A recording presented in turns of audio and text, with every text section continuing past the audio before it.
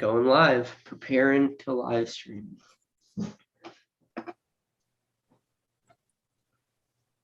How's my camera look on your angle? Is it crooked or? Awesome. Okay. Centered.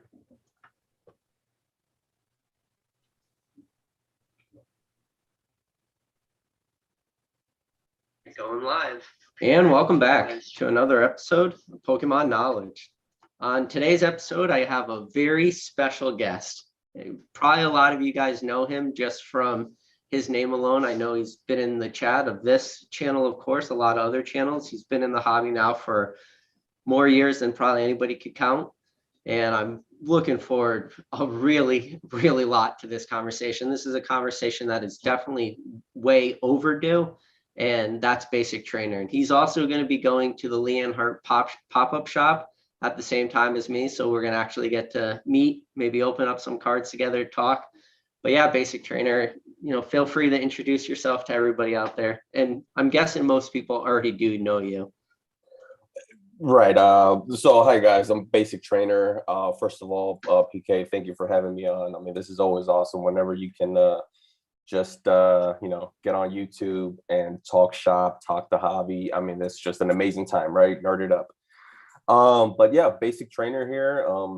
Some of you guys have probably seen me bouncing around in everyone's Pokemon YouTube channel, and I just love the hobby. So to the point where it doesn't matter the angle that they're coming from. I just like to hop on, maybe give my opinion.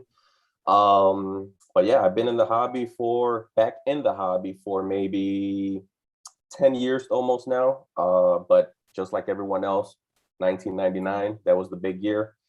And that's what started it all. But just like everyone else, right, that was short-lived, right? 2001, and I jumped off, I grew up. I had to grow up really fast. So now I jumped in, like I said, a decade ago, and it's been a ride, and boy, has it been a ride the last 2 years. But it's been a blast. I enjoy talking to everyone in the hobby, enjoy talking to everyone in the chats, especially. So I'm looking forward to this one. Yeah, and if anybody is in the chat, let me know. I'm hearing a little bit of lag on my end, but I actually just heard it end, so hopefully everything is good now.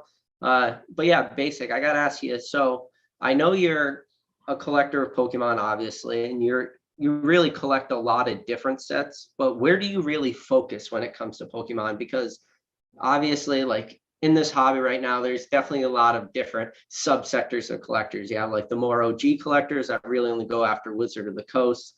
Some people go after just E-Reader, Diamond and Pearl, Heart Gold, Soul Silver, Black and White, XY, Sun and Moon, Sword and Shield. So obviously there's a ton of different time periods or whatever you want to call it. Where do you really focus most of your time, or are you kind of just all over the place? So I guess in short, I would say strictly vintage, right? The majority of my collection is vintage. And what do you consider vintage? For you, is vintage just Wizard of the Coast era, or do you look at some of those early Nintendo sets too? I would definitely throw in early Nintendo, but in general, I'm not a big fan of sets, right? Meaning I don't go so sure, right? Every set has a cool card, right? The chase card maybe, but sometimes it's not even that. It's just, oh wow, look at this common Pikachu art in this one set, or this, whatever Pokemon it may be. Oh, it has a very unique art, background, what have you. I want it. Sometimes it does come down to, this is a rare card. This is a rare, but in general, I think away from sets, I'm more of the obscure cards, right? The promotional cards that we're probably all accustomed to. But even today, like whenever I would have friends over that were back, that were deep in Pokemon way back, but haven't jumped in. Yeah.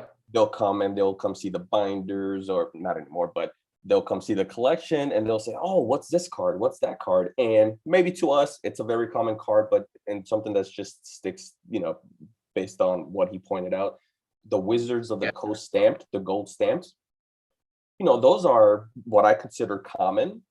but to them, it's like Yeah. they've never seen those cards. They were never exposed to those cards when we were kids in 1999, 2000. Those are cards that only Yeah. pop up as you get deep and you dive in and whatnot.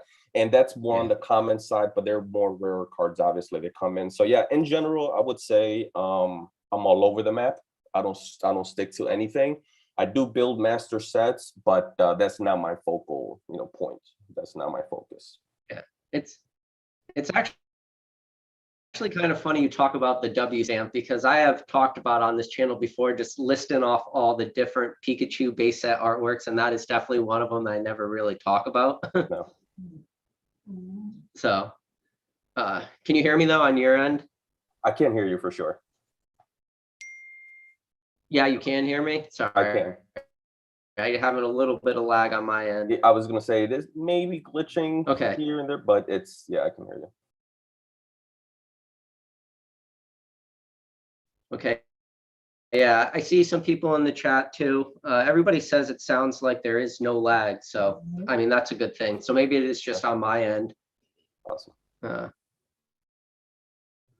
Yeah, so I guess one of the main reasons I wanted to have you on this channel is because, at the end of next month, so end of January is it January? Yeah, 28th, which is a Saturday. Lee and Harts having his pop-up shop now. I talked about it on a different video that I got a ticket, but you also got a ticket too, so you'll be there, right? Yes, for sure. So you got any big expectations? What are you expecting to pull or anything? Or if you had your dream pack, what would it be? Oh man. So it's as far as expectations go, it's weird because you feel like you have a lot of details, but yet we have no details, right? It's you really don't know what you're getting yourself into, other than you're gonna get yourself a pack.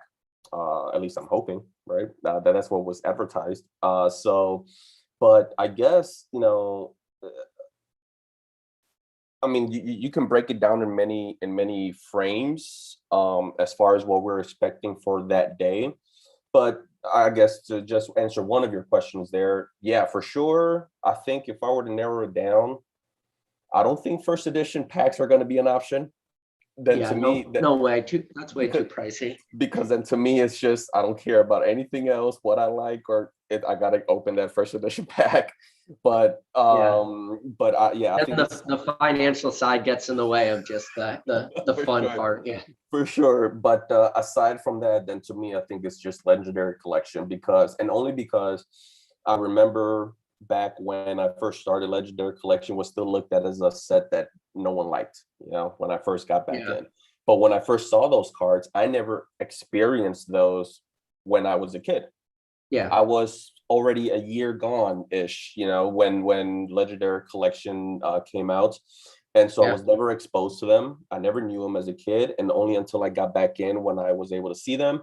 And man, those are awesome. The reverse cards, obviously, right, are the chase cards, and that's probably the only set that you can say the reverse card is the chase card.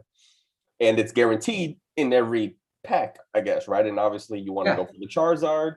I want to get the Bulbasaur.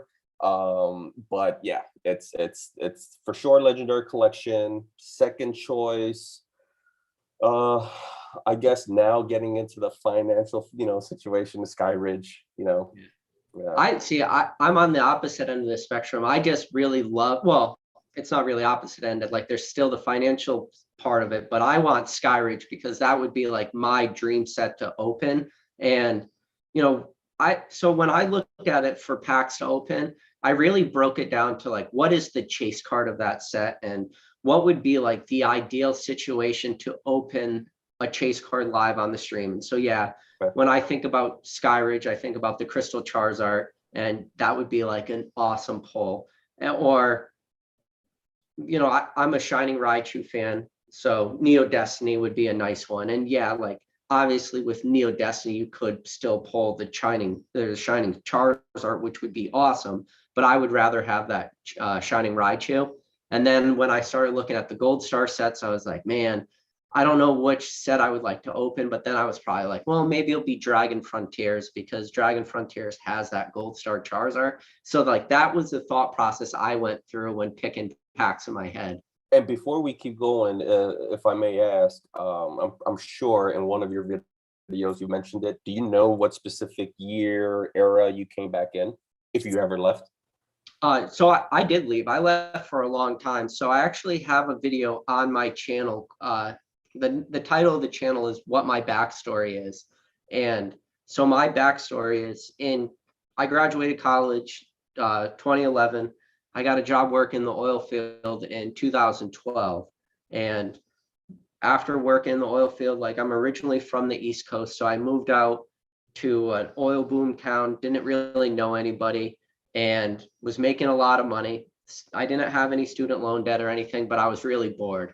So I started just buying stuff from my childhood on eBay. And one of those things was Pokemon cards, but one of the main cards that I never got as a child was base set Raichu. So I started picking up just a ton of base set Raichus, and then just buying cards on eBay, being bored and just being happy I was getting, like things in the mail, stuff like that.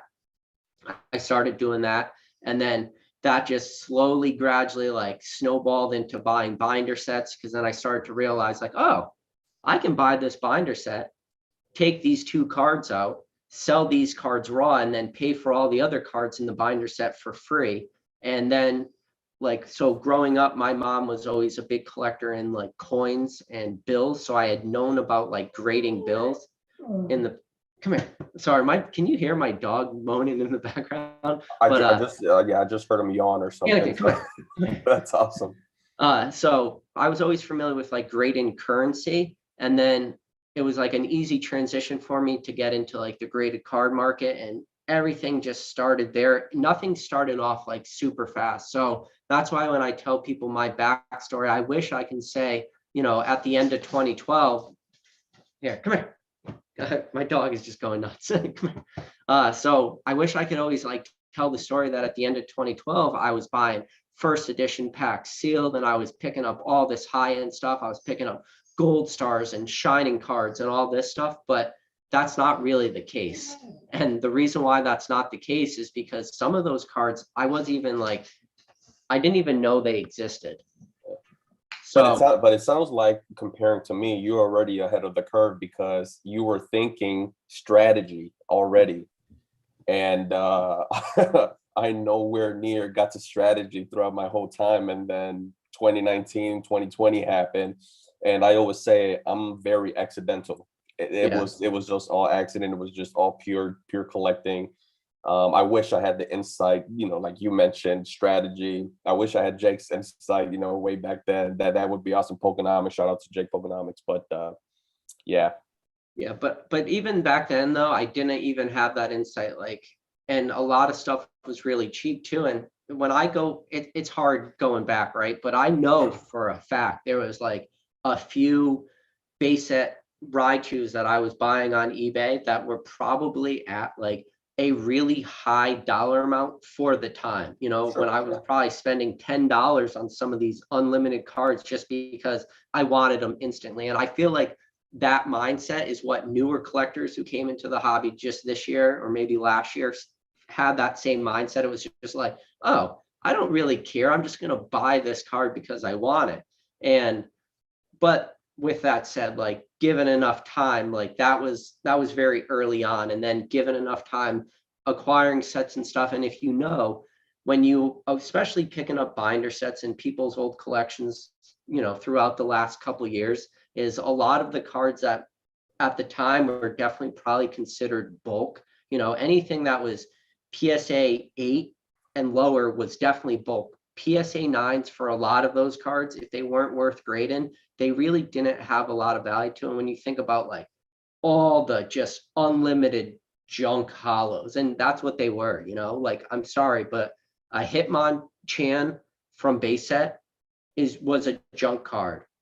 A Machamp from the 2-player starter deck, a card that literally everyone and their mother owned because it was the one hollow everyone had. It was the one hollow that always had a first edition stamp on it. Like those were just hollow junk cards. But then those cards started to add up over time because when you would buy these collections, there'd be a lot of those. So when the market actually started to pop, what we saw happen in, mid to end of 2020 and early 2021, all these cards that I had that for a while had a price point of pretty much zero. Because for me, when I sell cards, like I look at price points, and some cards are just not worth it to sell at extremely low dollar amounts. Mhm. And that's what a lot of these cards did. So they were, my investment value in some of these cards was more or less zero to a point, you know? So to send $7, $8, $10 to have these cards graded, it was almost like getting free money, if that makes any sense. Oh, listen, you don't have to tell me because so I was buying myself collections as well. But when I say that, some people might think, oh, wow, I was buying collections, right, to invest and to, do all these things with it. Like, no, I was just that nerd that had an extra $50 in their pocket, $100 in their pocket, and said, "Hey, I just want to go get a binder." And Yep. they'll show you on eBay a few pictures, but when you really get that package in hand, you're like, "Whoa, this wasn't in the in the pictures." Like, "Whoa, they forgot about this guy." And Or even you ever even buy a more. binder where they put like multiple cards per sleeve, like the 9 card sheets, they would be like 5 cards For within sure. each slot. Yeah, for sure. And long story short, okay, so I would say it was probably somewhere between 8 and a dozen, lots that I bought. And Yeah. between all those, I think by the time that 2020 hit and I'm rushing to get all my cards graded from binders, because I never liked binders to begin with, which is ironic. Um, I ended up having like 10, 9 or 10 base set unlimited charge arts Yeah.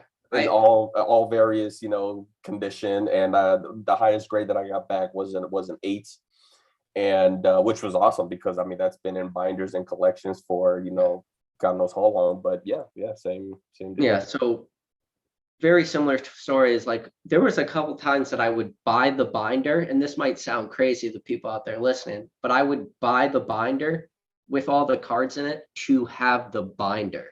As stupid as that is to sound, like that's how much value were in the cards Oh within. man, yeah. Like there's like probably the one binder that everyone has. It has like Snorlax on the front, and then all the Pokemon. Like it's the blue binder. It's probably the one that's most familiar to most people. Like I would buy a collection just to get that binder so I could put my own cards in it and do what I wanted with it that way. For me, it So was the 4-page binders, the smaller ones. yep. And the bigger binder was the one that I had as a kid. My biggest binder was the checklist off of tops where you have pretty much Ash, Brock, Misty, and then all the Pokemon in the background coming towards the page, coming towards the I, I'm front. sure. It's an iconic scene that's Are they pretty like much running at you? right, Yeah. exactly. Yeah, it's iconic, and they pretty much plastered that image on everything. But yeah, so that's the binder that I grew up with. But it's funny because I did the same thing. Sometimes I was like, oh wow, I had this binder as a kid. Let me get the binder. But I guess the cards are just icing on the cake. Yeah, well, and that's the thing too. So when I would buy, so and this is why when I talk to people, I always try to put myself back in the shoes, like where I was at. I guess really it would probably be, I always say the end of 2012, but it was probably more realistically the beginning of 2013 because I started my job in June, and I don't think I really had it, well, actually it could be end of 2012 because when I started, actually having money in my savings account, because I went from being a broke college kid, getting a job, to having money in the bank. So it was probably more likely than not the end of 2012. And when I would buy these binders, like anyone, it wasn't like I'm spending the time I am now researching sets, researching cards, understanding the backstories of sets. So when I would buy these collections and they would have hollows of Pokemon I'd be familiar with, because I'd say for the most part they were Gen 1 or Gen 2 Pokemon in these binder collections. I would start to look at the card and being like, what set is this from? Why does this card look this way? And then it was through that way of buying collections and then starting to do the research on the individual cards. And then starting even back then seeing some of these more, I call them obscure hollows, because I had never heard of them. So, and for me, I was out, pretty much at Team Rocket. So anything after Team Rocket, I really didn't know anything about. So when I would pick up any of the Neo sets, gyms, the very few e-readers that I would get, trickle in, and then even that within binder collection, it's very hard to have like a ton of base set hollows that are like light play to some of them near mint, and then still have like, I don't know, diamond and pearl cards. Like they don't mix. They're not in the same binders usually. So Very different generations. yeah, so it was part of that, just like getting the cards and then researching them. And then that's when like you start slowly going down the rabbit hole. And I think when people start to do that, you could do one or two things. You're like, okay, I've completed the base set unlimited set that I wanted to, the one that I never got to complete as a kid. All right, and now I'm done collecting Pokemon. Or you actually really enjoy it and you just keep going.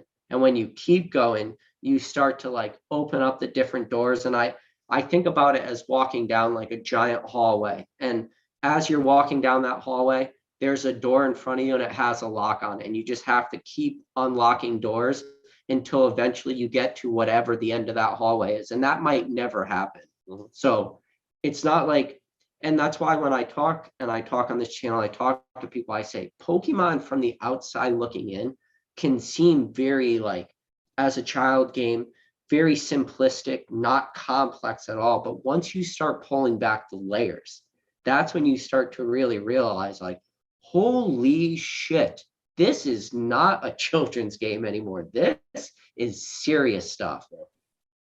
So For sure. Yeah, like and I'm still continuously doing this, and it's not just cards, it's not just slabs, it's not just boxes. I'm looking at magazines, I'm looking at toys, and again, obscure toys, right? Like one of my favorite pieces in my collection. I think we've all seen the dog tags, correct? yeah, I know what you're talking about. I've seen a couple of them sealed. I think actually I think you showed them off. I did. I was in Swami. Shout out Yeah. Swami. Yeah, I was in Swami's channel, and my favorite top three favorite pieces in my collection outside of the TCG cards and whatnot. It's these Pokemon dog tags, and it's here, guys. I'll give away the year so you guys can look it up and steal all of my picks. But it's 2000, but they're Major League Baseball releases. So essentially, you needed to go to these baseball games in order to get these dog tags. And they had the Pikachu, obviously, was the number one character. You didn't have any other characters, but then you would have the team logos. So I have about 7 different teams right now. And I've tried to do enough research or to give me an idea if there's a dog tag for every single team. I don't think that's the case, but I have 7 of them. And, you've 2 of them, it's for teams. New York Mets is one of them, for parks that don't even exist today. They were destroyed and they've got new ballparks. And so the fact that these dog tags were given away only by attending the ball game, and during the time where you had all these great baseball players, baseball is my favorite sport. Then on top of that, it's just story upon history upon legends upon myths. So it's just awesome too. Yeah. So actually, my point to that was, I saw an item this week, right? And I was like, whoa, I've never seen this. It's a Burger King toy. Who hasn't seen Burger King toys, right? Yeah. Well, The I ones, came up the Pokeballs, or you could get the gold card, exactly, yeah. exactly. So I came across this one toy, and I was like, whoa, I've never seen this Mewtwo. I've never seen this guy. This almost seems like it would be more modern-esque, right? And I picked it up, forgot all about it. We get home today in the evening, and my wife says, hey, you got a package. I was like, I got a package. I don't remember getting anything. I Yeah. open it up, and it's this guy. And I swear, again, maybe I'm just a noob. I never remember walking across this guy ever on eBay. And so once I found it, I had to go research this guy to find me a sealed one. And it's a Mewtwo, right? And I've never seen this Mewtwo Burger King toy. So All I right. just had to pick it up for $9. I had to pick it up. Hold on. So I'm very familiar with that Mewtwo. I'm Okay. about to blow your mind right now. All right. So take it out of the package. Uh-huh. Look at his eyes. Yep. Those eyes light up. I didn't know that. Yeah. Yeah. So I think I just blew your mind. So it's Yeah. definitely worth it to get. Well, I mean, I'm sure the batteries are super. So if you look at the eyes though, those eyes light up and they're like, let's see. I know yes. I made them turn on, but there it is. But I don't Oh know. yeah, There yeah, it I is. can see it. There it is. Yep. Yeah. So see how they're red? Yep. Yeah. So I am. Yeah. I am a nerd, man. So this People. is the stuff though that and again, this is $9. Everyone can get one right now for $9. And this is the stuff that once I put it up on display in my room, I'm looking at this guy and I was like, man, that thing's so cool. I Yeah. forget that one slab worth whatever it's worth. Like, this is the coolest thing to me. Yeah. Anyway, I'm sorry the fact that that toy is so old and somehow the batteries inside still work to I make didn't think those about eyes. that, but you're right. Yep. And see, and it's funny you said that, because now that I point that out to you, I'm sure you're looking at that purchase, you're even more happy with it. Oh, for sure. And that's just one of those doors in this hobby that you have to like keep opening, and like I have the same Mewtwo, so I know obviously I don't show off a lot of my personal collection, and well, but I had this card ready because modern. If you ask me, oh, what's your favorite modern card? Well, it's this guy. This is my favorite modern card. It's Mewtwo. Yeah, from Shining Legends. Right. And I have that connection to, the movie and the shows, the shows that, Mewtwo is how he got created, he's in a tube. So I've always had that connection. So when this guy got printed, I mean, this is like, boom, they knocked it out of the park with this guy. Yeah. And it doesn't matter how long you've been scrolling through eBay, you're going to find things that you never walked across, before. And yeah, that's what's exciting for me. And that's the thing too about Pokemon, right? Is I try to tell people, I'm like, they're like, oh, you seem to know a lot about Pokemon. And then I say to them, like, but you have no clue how much I have forgotten, like, yeah. There'll be some cards and some sets that I'll spend time, I'll research, I'll remember the cards, and I will potentially own those cards. Yeah. And when I go to like look up that card, it's like I have to start over again. I'm like, wait, what set was this from? How did I get this thing? Why did I get this thing? And then I start going back down the rabbit hole and stuff, and especially when it comes to a lot of pre-release cards for different sets. Yeah. Like, yeah, I'm constantly like looking up pre-release cards and looking up at what sets, and I do my best to remember how many cards are in each set. Oh, yeah.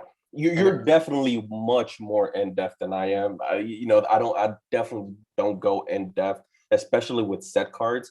But Chef mentioned it. Shovels, this is for you right here. Yeah, Armor Mewtwo for sure. He's dope. Yeah.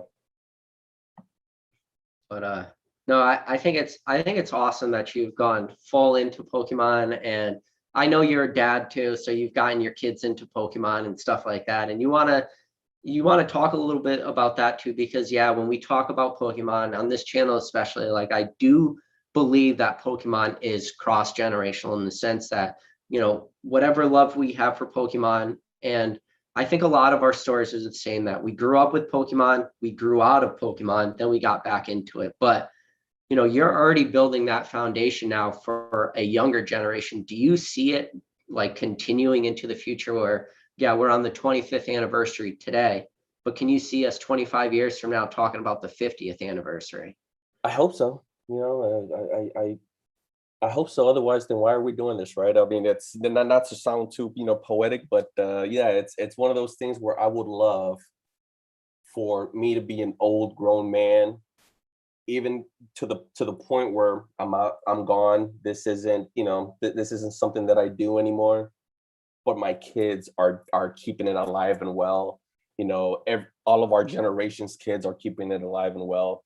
And our kids are going to be the ones, on YouTube and, going to these events and talking about, oh man, this 1999 card, my dad was around, when this set came out. So, I mean, that's awesome. To me, that's just something that's just so mystical in Pokemon. And for sure, I'm hoping. I think it's a different topic to get around, but I have a gut feeling that might not be the case. But I'm hoping for sure that's the case for sure. And obviously, and guys, PK was awesome enough to, I asked him if, my kids could say hi, because my oldest especially wanted to say hi to PK. And he's like, yeah, for sure. So, my daughter came on, they actually had a conversation, and I just kind of sat on the sidelines. And PK was awesome enough to, open, some modern with them. But yeah, it's the fact that I know I'm force feeding kind of, my family. That's my daughters. That's my wife. I'll be the same way. But I'm constantly watching. That's my TV time. It's Pokemon YouTube. Yeah. That's all I watch. That's the only thing I care for. Sure, if Poketubers weren't around, I'm watching documentaries. That's kind of what I like to go to. I like to just keep learning stuff. But that's what I lean towards right now, is just Pokemon. And they know all of you. They know all of you, whether it's by your YouTube name or your actual first name with your YouTube name. And so when they heard that it was you, like, oh wow, can we say hi? Can we say hi? I'm like, yeah, sure. You want to say hi? That's awesome, because like I don't know, I don't think I have a big channel at all, and I don't think I have like a giant following, but just the fact that anyone would be interested to meet me at all is fascinating to me. Well, they're looking forward to meeting you in person next month. Yeah, no, and yeah, you mentioned it. We opened some cards together, and when I do meet up with you guys in person, and we've opened up 2 Vivid Voltage packs, and we were able to pull 1 Amazing Rare and 1 V card. Plus, we got the reverse holo Jolteon, so it's actually a pretty good pack opening experience. I had a lot of fun doing it. Thank you for that, man. Thank you for that experience. Oh yeah, no problem. No, I just when Leonhard originally announced this pop-up shop, and I said to myself, I was like, wow, this sounds like some really awesome like idea or thought. And I'm like, this could be like one of those things that could be a once in a lifetime or very few opportunities in your entire life to get to experience something like this in the community we have. And when he announced it, I knew it was going to be in Texas, because I think he's from Plano, Texas, or Dallas, Texas. He's right around that area. That's where he's located. Yeah. And I was like, I don't live close to Texas. I'm on the East Coast in New England state. So I'm pretty far away. So I was like, yeah, this is going to be a plane ride. This is going to be a ticket price. This is going to be a hotel room. And when he and then on his rare candy, I was already subscribed to the newsletter. So I got the notification like right away. I picked up my phone and I tried to call my wife. She didn't answer. And like, cause I wasn't gonna, be willing to do this, because it would be a decent amount of money. You're looking, for me, it's going to be like $1,000 just to go there. Yeah. The ticket's like 175 for the higher end. The flight is 325 plus, 200 for a hotel room. And then just some fun spending cash while I'm there. It's like $1,000. So I wanted to get the okay from her. And another big thing too is we have a 6-month at home. So for those 2 nights that I'm going to be gone, she's going to have to watch the baby all by herself on a weekend, no help from me at all. So I need to get the okay. But luckily, we were really lucky, is that Pokemon has been really good to my family the last year and a half. So it was an easy yes. It was just a matter of getting a hold of her. Sure. Now, when you ran it past your wife, was she just like, do it, man? It's Pokemon. So for me, so obviously the news about the pop-up shop has been for months. I want to say almost a year, right? If not a year, close to a year. Yeah, he's been hyping this up. I want to say longer than a year. And so from that standpoint, thought nothing of it other than thinking to myself, that would be an awesome event to go to, right? To go to an event and pay $3.99 or $4.99 for a pack, that would be awesome, right? Not involving the rest of it, like you mentioned, tickets, plane tickets, hotels, and whatnot, right? So I think it was 3 weeks ago, something along those lines, on Instagram or on YouTube on the community page. He posted the link. Make sure you sign up, because this is the way you're going to get your tickets. So right away, there and then, that's when I mentioned to the wife, oh, okay, looks like we're gonna get tickets. I asked her if she could sign up. She right away said, should I use my other email as well? I was like, sure, let's use all the emails that we have, right? But without going into detail, what involves, this pop-up shop, because even though we're in the same state, we're still gonna have to travel to Dallas. We're still gonna have to get hotels, all for Pokemon, right? Yeah, And so regardless, we love to travel. We always like to that's really our main focus in life. And I'm going to specifically say me and the wife, we love to travel. We like to just see places that we've never seen before, get some culture, things like that, different countries. I mean, my kids have been in so many countries already. It's ridiculous. that's But awesome. yeah, aside of that, so she says, yeah, we haven't been to Dallas yet. We went to Frisco, Texas, which is right there pretty much, for Collecticon, but it was literally for Collecticon. We didn't get to do any sightseeing or visit the city, get to see anything. So we just Yeah. kind of went and left. Anyway, so without giving her much details, I said, man, I would love to go. And she's like, yeah, let's use all the emails. Well, Friday came. 2 hours later on Discord, Bubble Squad, shout out to Bubble Squad, he posted on Discord that he got himself some tickets, and I'm freaking out. I go to the email, I got the email, and I go on there, and I'm 2 hours late. Oh yeah. So it You're didn't like, not happen. again. Yeah, so it didn't happen. And to make matters worse, here's PK with a live video. I'm going to, Leon Hart's pop-up shop. Let's talk about it. I'm like, oh, what the? And but no, after that, then I stayed on top of my emails every single day, refreshing and whatnot every 15 minutes, until finally, even I made them. I said, you know what? They're gonna do it on Friday again, and they're gonna do it again at the same time. And that's what happened. I got on there and I couldn't get the tickets. It was doing the whole, sold out or not, no tickets available and whatnot. I just kept Yeah. refreshing. I text the wife, I'm like, hey, I just got an email, but it looks like it's sold out again. Did you get anything? She says, oh yeah, I did get an email. Here, let me send you the link, see if mine works. Me thinking, well, it's the same email, right? I don't think one supersedes the other in any way or in any order. Yep. Once she sent it, I was like, you know what? What the H? I'm gonna use it. I clicked the link, I clicked the ticket, boom, it worked. And I was like, yo. Yeah. And I asked her, like, hey, should I get all four? And she's like, you know what? Just if it's you should just go ahead and do it. Maybe I can go have my own, day out in town with the girls, with the daughters, and you can go ahead and do your thing. So I said, yeah, no problem. If you really don't want to do it, then why spend the money? Yeah. So I went ahead and did it. I got the one ticket, and the rest is history. And we're going there. Yeah. So yeah, it's exciting. It's for sure. It's awesome. That's awesome. And I don't know, like I'm a big fan of just, just like what we're doing right now is we're just on a random Saturday night, just sitting down and having a conversation, just talking Pokemon. And that's something I'm looking forward to doing in person with a lot of people. And and I've talked about it before, everybody has different catalysts of, why do you make a Pokemon YouTube channel? Why do you comment on videos? Why do you join Discord? Why do you do all this stuff?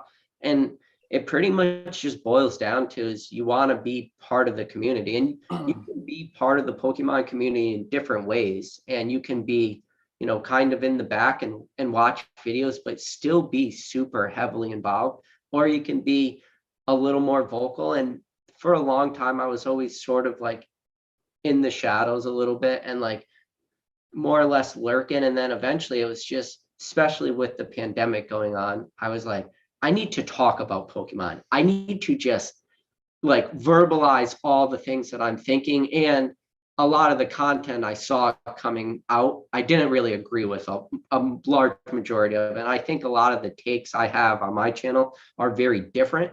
But like that's what it was for me, is like I needed to just talk about Pokemon. And I'm sure you probably feel similar to that.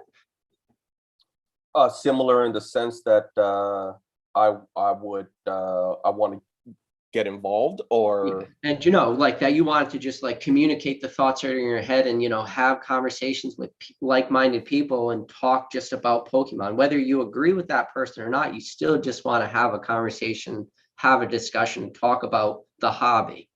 100%. So probably, I think everyone can agree, right?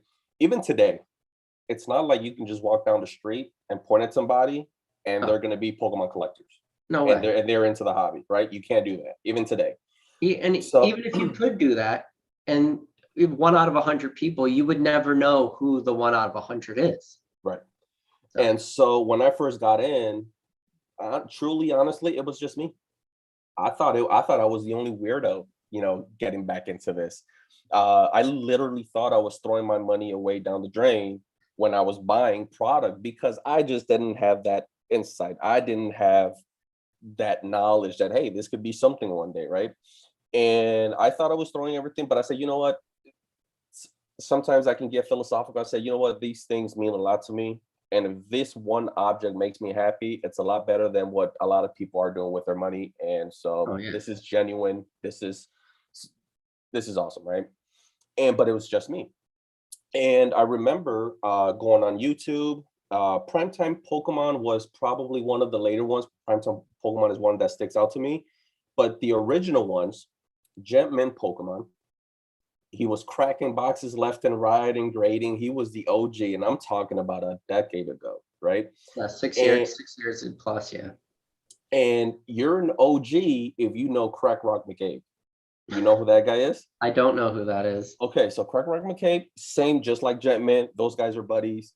And the guy, long story short, without going into detail, shut down his YouTube channel, and he pretty much got out of the limelight, right? He just pretty much didn't get on socials anymore. He got out of it. He still kind of did it, but it was on his own now. Anyway, those guys were the guys that inspired me to get back into the hobby, to buy my first booster boxes, right? Watu booster boxes. But just commenting, maybe 1 out of 100 comments that I left, they would respond. And that was awesome enough. Yeah. Well, fast forward to the actual hype of it all. That's how a lot of us got to meet each other, right? Whether it was just in the comment section, whether it was just in the live chats, it felt like you were part of something that you thought it was only you, but now there's actually literal thousands, hundreds of thousands across the world, millions across the world that are actually enjoying the same hobby that you are. Yeah. And that is the most amazing part of it. And then you go to these events and it just blows your mind that every single person you run across is on that same state of mind, and it's Yeah. Pokemon. So definitely 100%.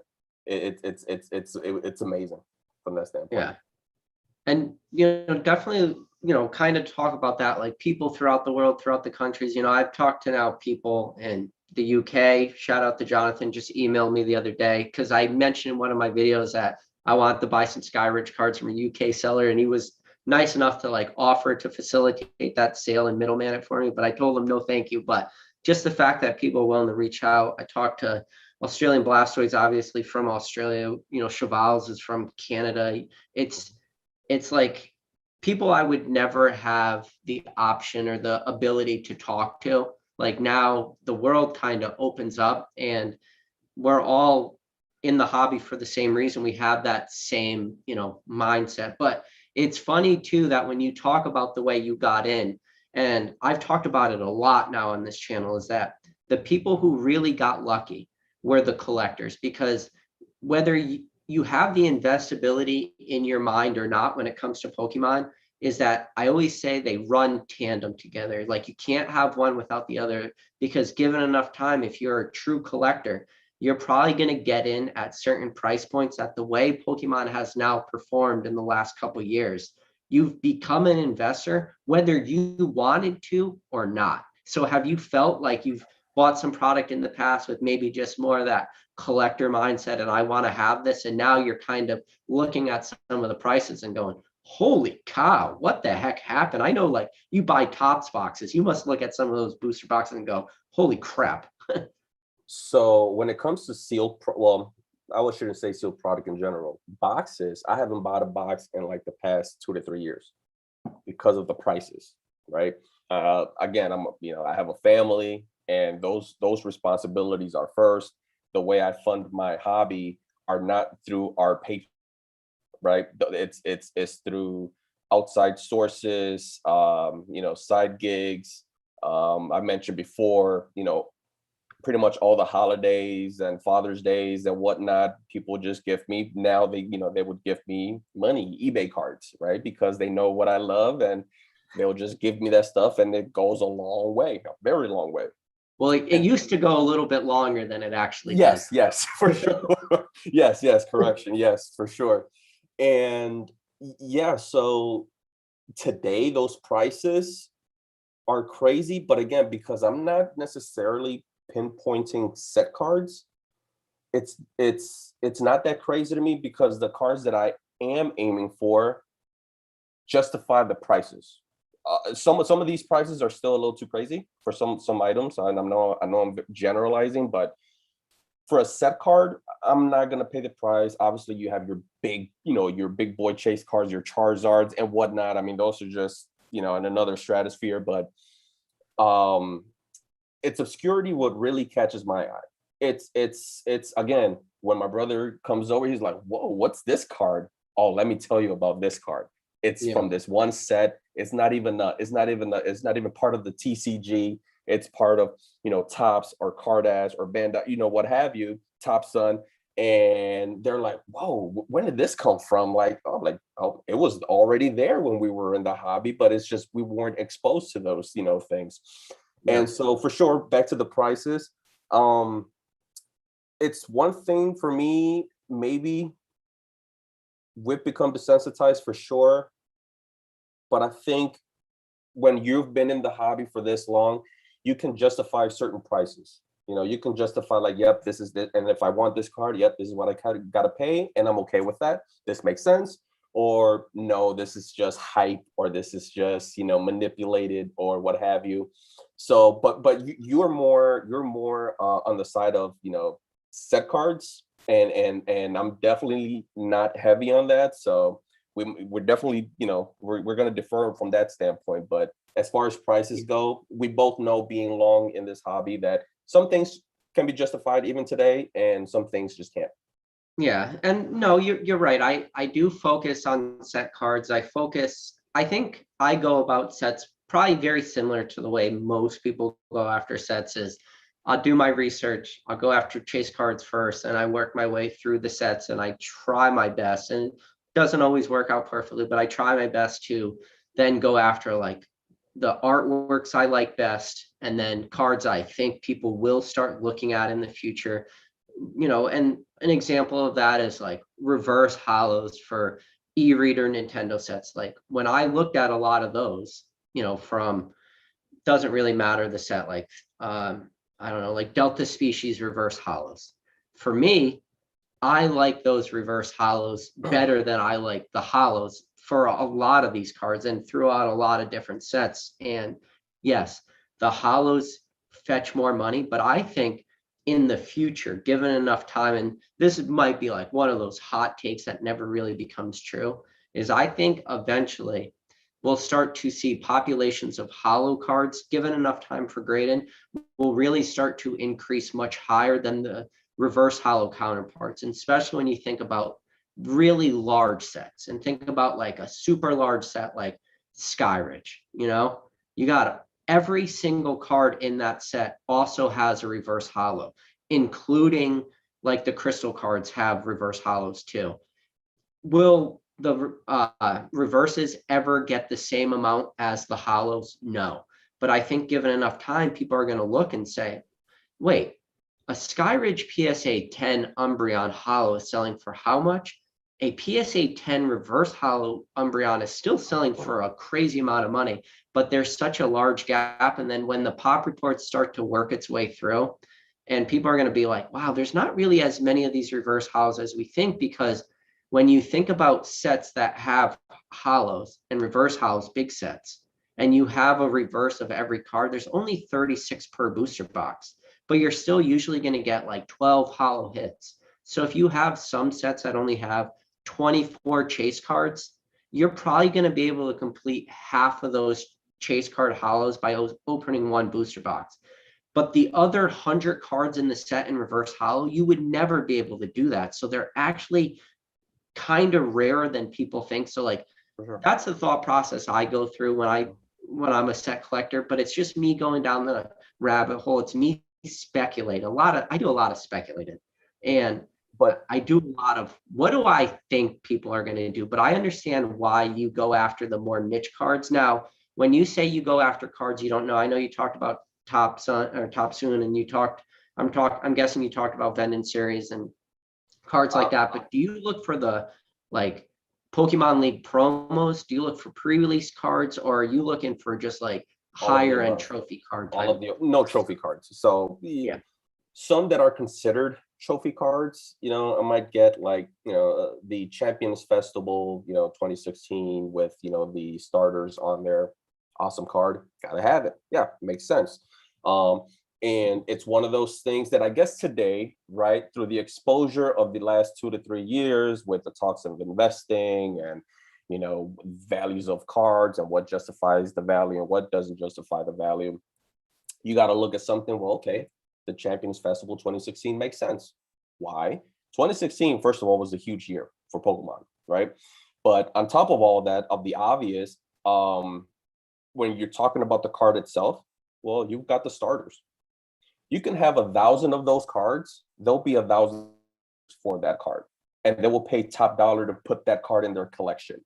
There's certain cards in the hobby as a whole. Forget of what part of set they come from. It's not going to matter the price. It's, I guess, how many are there, and that's going to determine the price. So Unlimited Zard still fetches a pretty nice penny. Unlimited Zard, pop what 20,000, as a whole. It may be more. Sure, I don't know. You might call it pop 1 million. It doesn't matter, yeah. But it doesn't matter, and it still fetches a pretty penny, which is why everyone, including myself, sent off all of their Unlimited Zards to get graded, because it didn't matter if you got a grade 1 through 10 in Unlimited Zard, it fetches a pretty penny when, like you mentioned, for free, because it's been in your binder forever, unless you really went out and bought out, shops and their Zards, and you've got X amount invested in it, so you got to get your money back. But luckily, I did nothing like that. I got everything from my binders that was worth grading, that was getting anything from an 8 to a 10. I sent it off, and everything else I sold off. I sold off every single binder I had, pretty much. I would say about 90% of binders I had, I sold during the peak.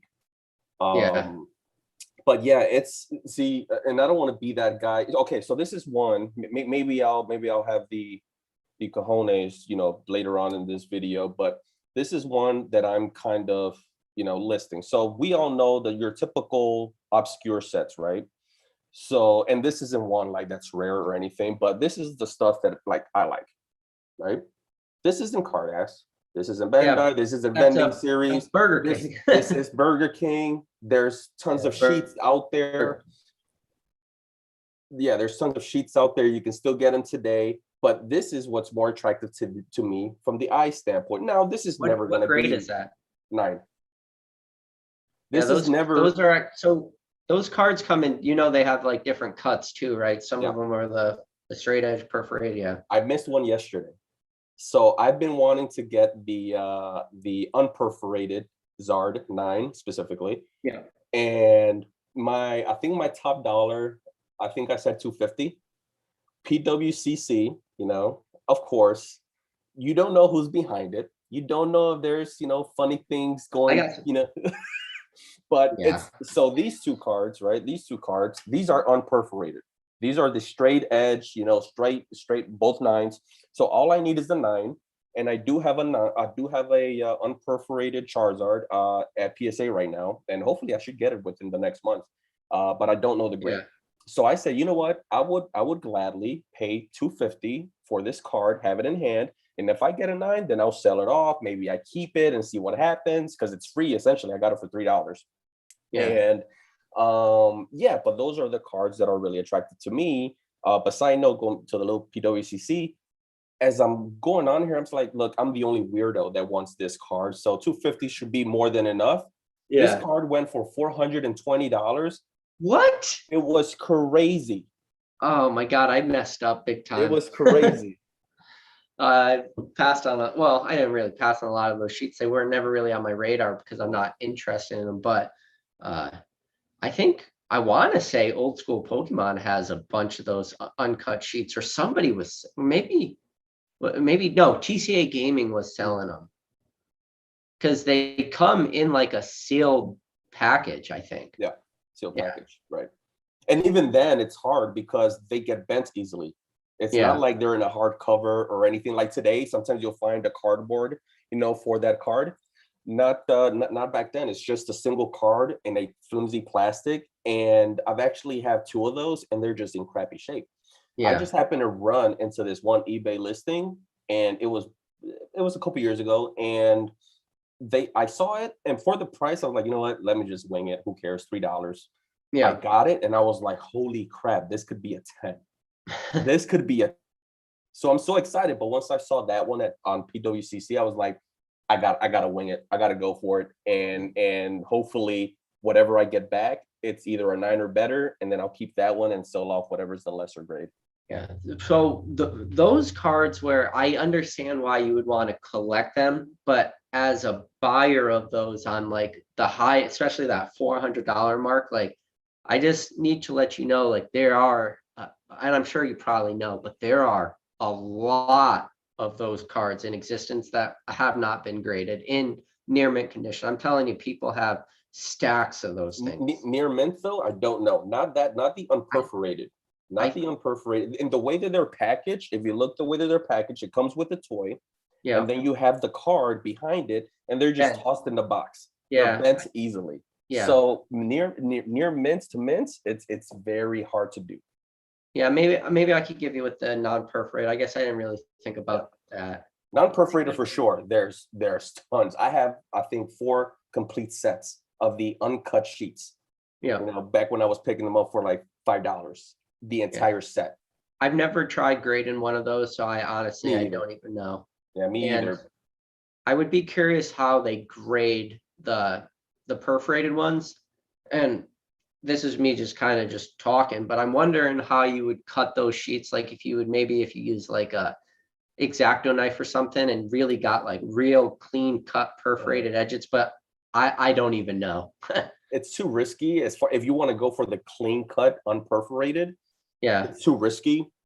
But even just going for the perforated grade, even that is alone is a little risky because what are they basing it on? Because based on the sheets that I have, they look clean, but you can see micro, scratches. And once you cut it open, and once you cut it off the sheet, how is that going to look? How do they grade the edges? Do they grade the edges? I don't know. Yeah, you're talking not, I mean, that's very different card stock. Like, this card stock for this card Yeah. is a lot different than that cardboard, Yeah. whatever the heck their card stock they were using. So it probably just aged different. But it's funny you talk about like, the cards you look for. And when you're talking about like 2016, what you look for is I look for obscure cards like different than you. And I think that is kind of interesting. I love to hear your thought is that you kind of look for cards that have like, okay, this has all the generation starters on it. This is the card people are going to want to go after. Where like I'll get excited of like, the best of promos, the 2003 best of Mhm. promos. So I like those I have a couple of because those graded. Yeah.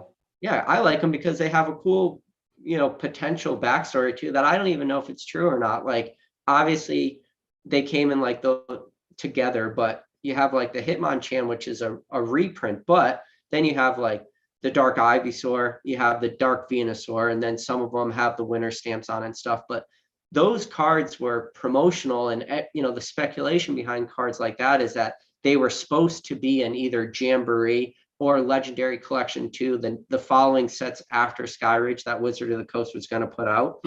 And, for me in the back of my head, I'm like, am I holding on to a card of one of these mythical Jamboree or Legendary Collection 2 sets that we never got to see because, Wizard of the Coast lost the rights to Pokemon? Like, I like cards because I just dive way too deep. And then I start building stories in my mind. And it's almost like when you read a chapter book, you start picturing the characters talking a certain way and acting a certain way. I do the same thing, but with Pokemon, it's crazy. So at some point, right, we don't all hold all the knowledge right from the beginning, right? No,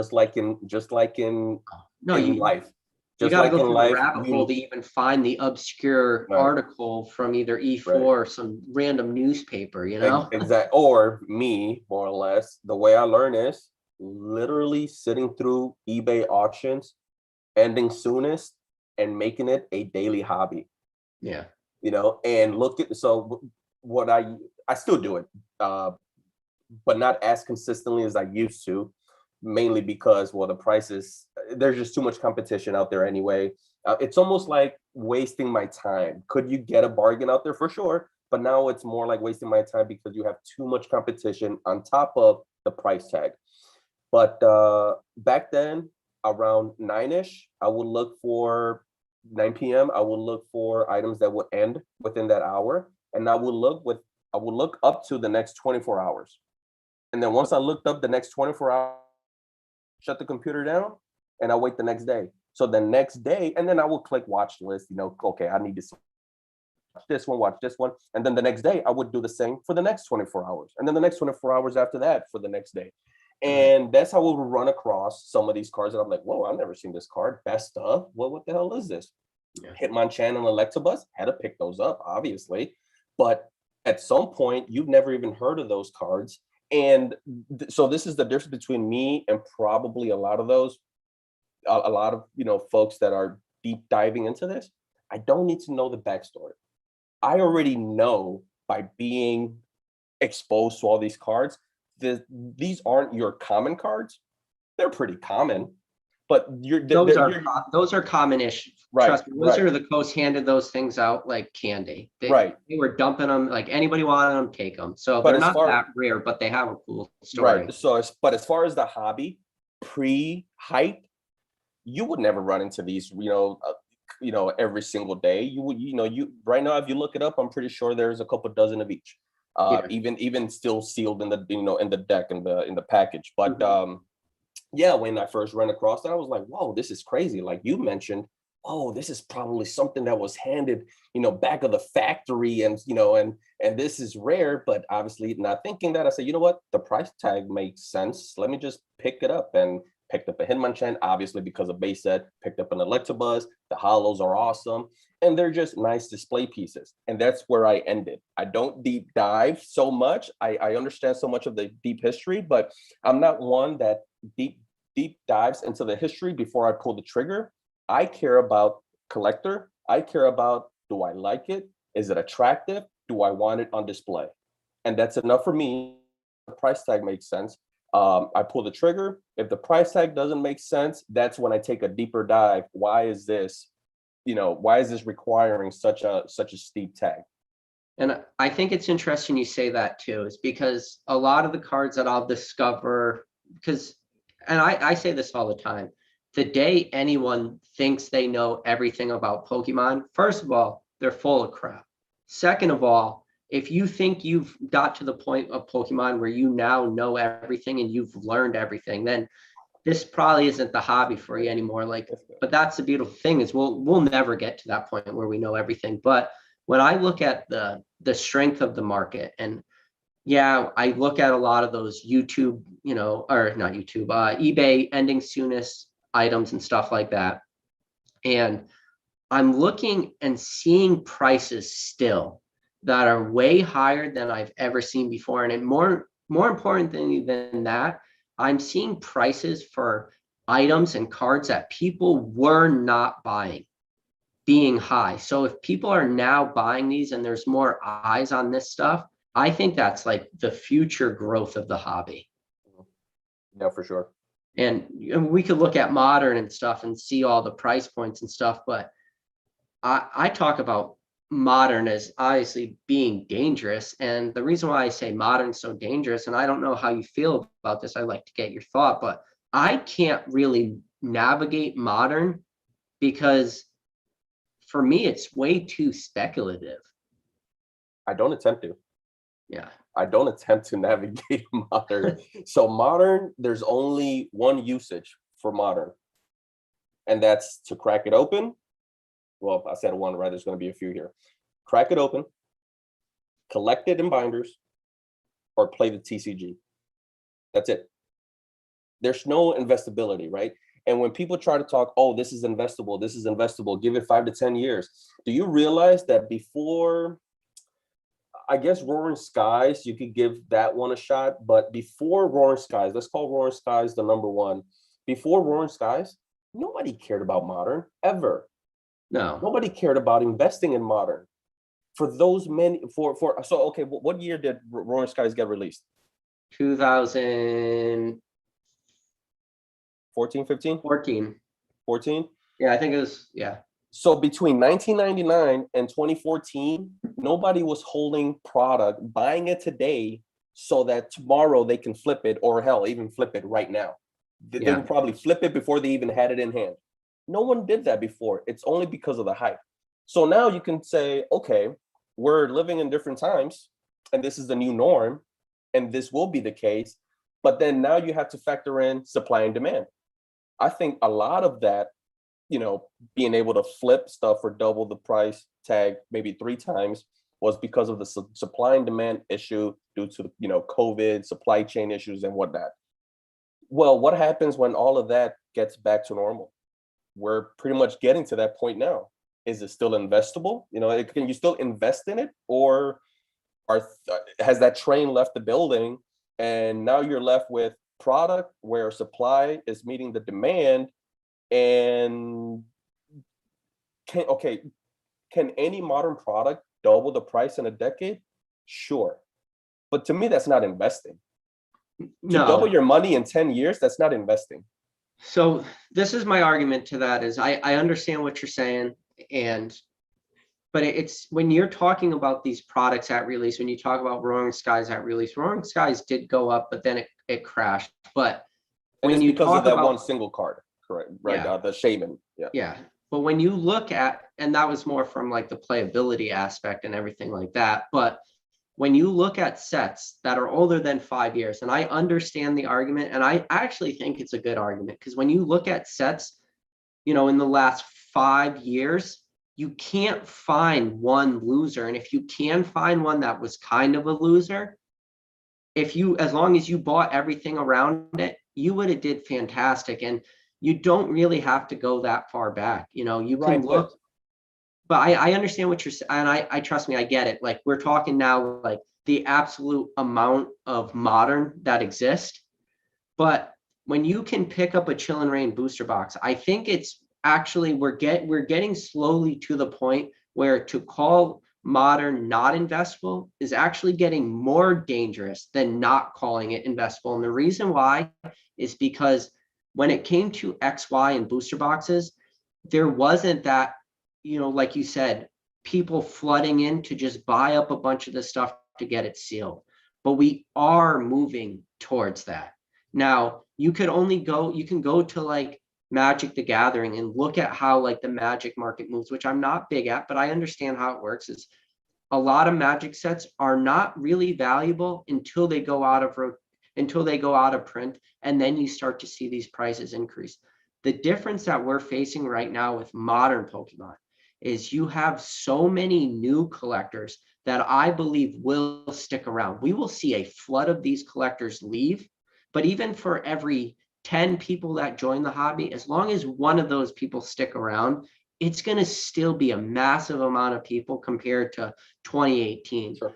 So, and if they are new collectors, just like us, when we look at cards and sets that we have like emotional attachment to, it's the sets we opened. And that's why we look at base set and jungle and fossil. We look at those sets differently.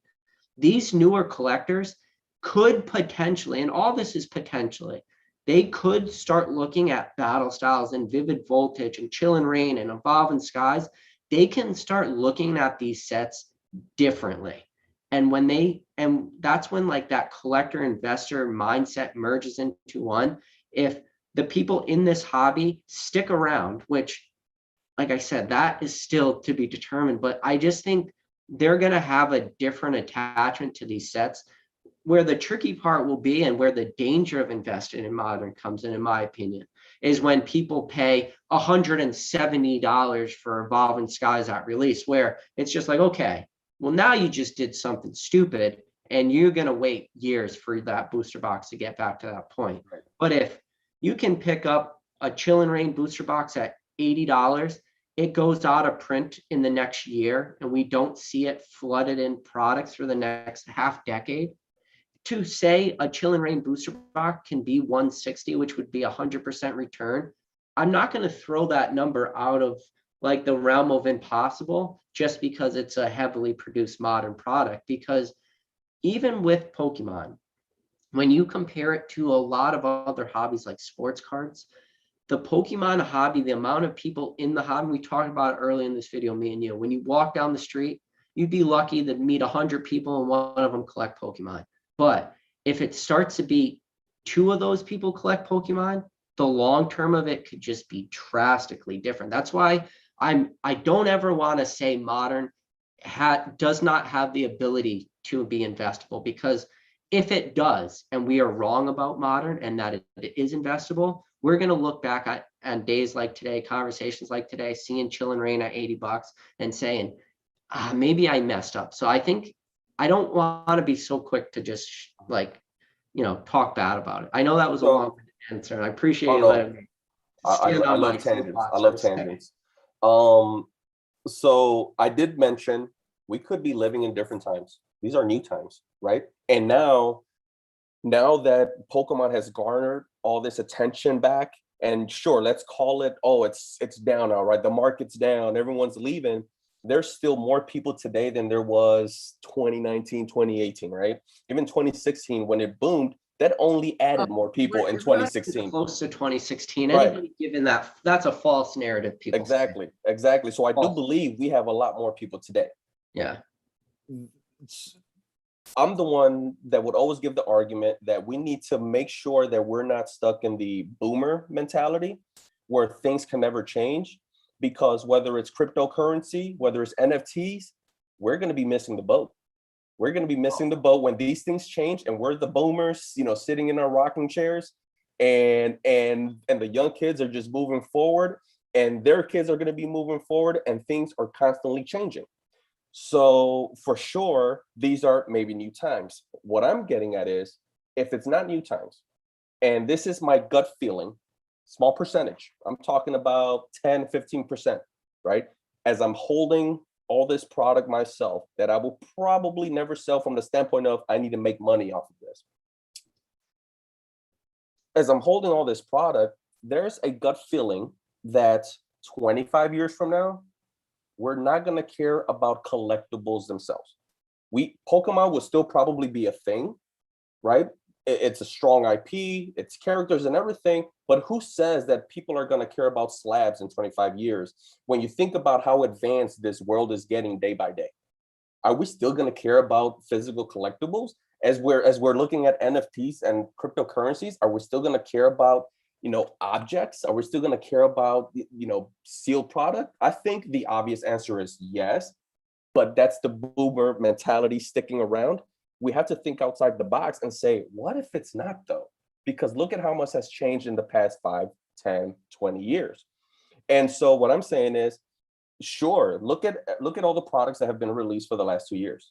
I feel like that was helped through the hype, because erase COVID, would any of those sets, be double the price today? Shining Fates. Yeah, I would. Some of them would. Fates. So double the price is very realistic, because I think people just see 2020, they see the Logan Paul, and they say that's when Pokemon exploded. But that's not true. Like, Pokemon had a gradual increase. There was demand growing into 2020. But it was just gradual. Wasn't like as flashy apparent. When you think about like a chart where you're going up, and then you have this spike, but it was still this uptrend, Yeah. So, but it was steady. It was gradual. It was nothing crazy. It was sustainable. Yeah, I don't know if we would reach these prices if it wasn't for 2020. But if you told me that a Burning Shadows booster box doubled in price from 2019 to 2021, and we did not have the the hype that was, if you told me that, Burning Shadows booster box doubled and it's worth $300, I would say, okay. I don't Yeah. think like that's crazy. Now, if you were to tell me that a Steam Siege box is now $225, that I would say you're Yeah. smoking something. Yeah. Like, And oh, and again, I'm not stuck on one side, right? I yeah. just don't go from one. And look, actually, I take that back. In the past couple months, maybe 3 months, I've been buying full arts of the past 5 years, and I'm talking from the XY era. Oh yeah, there's As a I'm lot of looking, as I'm lot of looking, slept on full arts in as, the as, XY as I'm era. as I'm looking back, and I'm looking these on eBay, and I'm comparing the prices to some of these other cards, and Oh, all the of a sudden, ancient origins, man. A lot of Ancient good pull. Oranges, exactly. I think I just got the Hoopa like a week ago. The full art Hoopa. Yeah, I go believe after it's Ancient Oranges. go after the Gyarados. If everybody likes the Shining Gyarados, go after the Gyarados in that set. Do you know which one I'm I talking about? from Fisherman in it? Wait, is it Ancient isn't that Breakthrough? No, that's ancient origins. Okay, so we're thinking about a different one because my favorite one is the one from Breakthrough, the secret rare. No, yeah, A full different art, one. yeah, different one. Yeah, so I have that one, but yes, for sure. It's as I'm looking, so okay, psychologically, what's going on? Because back then, when these slabs were available, whether there were only a dozen available at the time, as I looked at them, I never cared for them. I never was like, oh wow, these are cool. Only now, when maybe certain things have gotten out of range, and now I'm stuck, chilling on this, lower stuff. All of a sudden, these things are attractive. So psychologically, what's going on is am I subconsciously thinking investor, and I'm like, wow, these are so cool, and they're so cheap Yeah. compared to other things. And then 5 years from now, can they be something I like? think that's where the value collector merges with the value investor, where what you're saying is now you're seeing other things, go up in price, but now you're still seeing things that are, in your opinion, or as a collector or investor, you're still like, maybe Exactly. this is in fact still undervalued. And I think a lot of that. And if Pokemon does continue to be strong in the future, and I mean, I say it all the time. I shouldn't have to say it, but I obviously have a Pokemon YouTube channel. I'm very bullish on Pokemon. Like, I can't Mhm. hide that fact from people. But one of the reasons I'm bullish is because if people do stick around, they're gonna get tired of all this modern hype and all this modern prices, and they're gonna start to dive into Pokemon. And I can't even imagine, and I think this is crazy too, is I can't imagine being a collector and jumping into Pokemon as hard as people did, because I'm sure you were the same way as me. My collecting the first couple years was not like I was just money, throw it up in the air, like buy everything. I don't care what anything costs. It wasn't like that. It wasn't like I was just like first edition booster box is, $10,000 a month on cards. It was not like that. But what people are doing, and for people to do that, like, it takes a long time to learn cards and learn sets. And I would never be able to do it in like the amount of time some people were in this hobby. Like, there's just not enough time in the day, you know? Yeah, yeah, and I showed these two cards, right? Mewtwo, secret rares, right? And these are ones that I did pull, and I do have them, and I did send them off to PSA. But it's one of those things where, like, you know what, these are pretty good prices, and you know what, these are pretty cool. I pulled these guys. These Yeah. are awesome. But So you're I'm saying it's actually, pretty cool at $10 a card, or if you're sending the Ludkins or wherever you were sending them, yeah. And I went through a Graded Gem. Shout out to Graded Gem Rip. But I was gonna do a test submission. I was gonna make a video doing the graded gem, yeah. and it never came to Yeah, I got my October submission back, and I'm still waiting on like 451 back from December submission. So I got my October back in October. and this is through So graded gem. this through Graded Gem. So I sent off another submission in December, um, twice as big, and okay, I'm assuming I'll get it back in December, but probably not. I'm probably looking at January, maybe What's, even February. what's the bulk of those cards? Is it modern? Is it vintage, semi-vintage? It's all vintage. It's 95% vintage. So WotC. Yeah, it's WotC. Yeah. It's Let me ask maybe you. some Nintendo. Now, let me ask you your thought, because I guess it's not really like a discussion point, but I'm always curious to hear what do you like break up the different eras of Pokemon? What do you consider vintage, and where do you stop, and then you consider it modern? I guess today I would stop at black and white. I consider black and white vintage. I I consider consider it black and white vintage. semi-vintage because of what Yeah. the prices are doing Mhm. for sealed product. Yeah. And the only reason, and this is just me, the only reason why I consider it vintage is because it was the first stuff. And I'm talking about the full arts, right? Sacrum and Reshiram. Yeah. That's the reason why it leans to me towards the vintage, because it was the first of, and it was 2011, right? 2011. 2011. Yeah. So we're talking a decade ago. Yeah. And this hobby's only been around for 25 years, right? So so that's probably, it's base set specifically for for black and white and bag. That's what's vintage to me. Everything forward is modern. But even as we were talking about ancient origins, that seems ancient. So I'm not gonna say it's vintage, but I can't go that hard. I can't say XY is vintage. Now, is XY like base set? Like some of this stuff pulling in vintage prices, but and this is the thing too, is when even on this channel, when I have conversations, when I talk, I try to rationalize things in my brain, and I try to look at it from all sides. And it's hard to, like you said, you could have that boomer mentality where it's like, no, everybody's kind of doing this wrong, but XY, some of these, more sealed products, I have a lot of trouble getting over like the price tag some of this stuff is selling at. And maybe that's where I'm a boomer, I think we're all guilty of it, whether it's in this hobby or things in real life. We all have this boomer syndrome, right? Our folks had it, as we're going through things in our generation, they're totally not getting it, and they're not understanding it, and they're just stuck in that boomer mentality.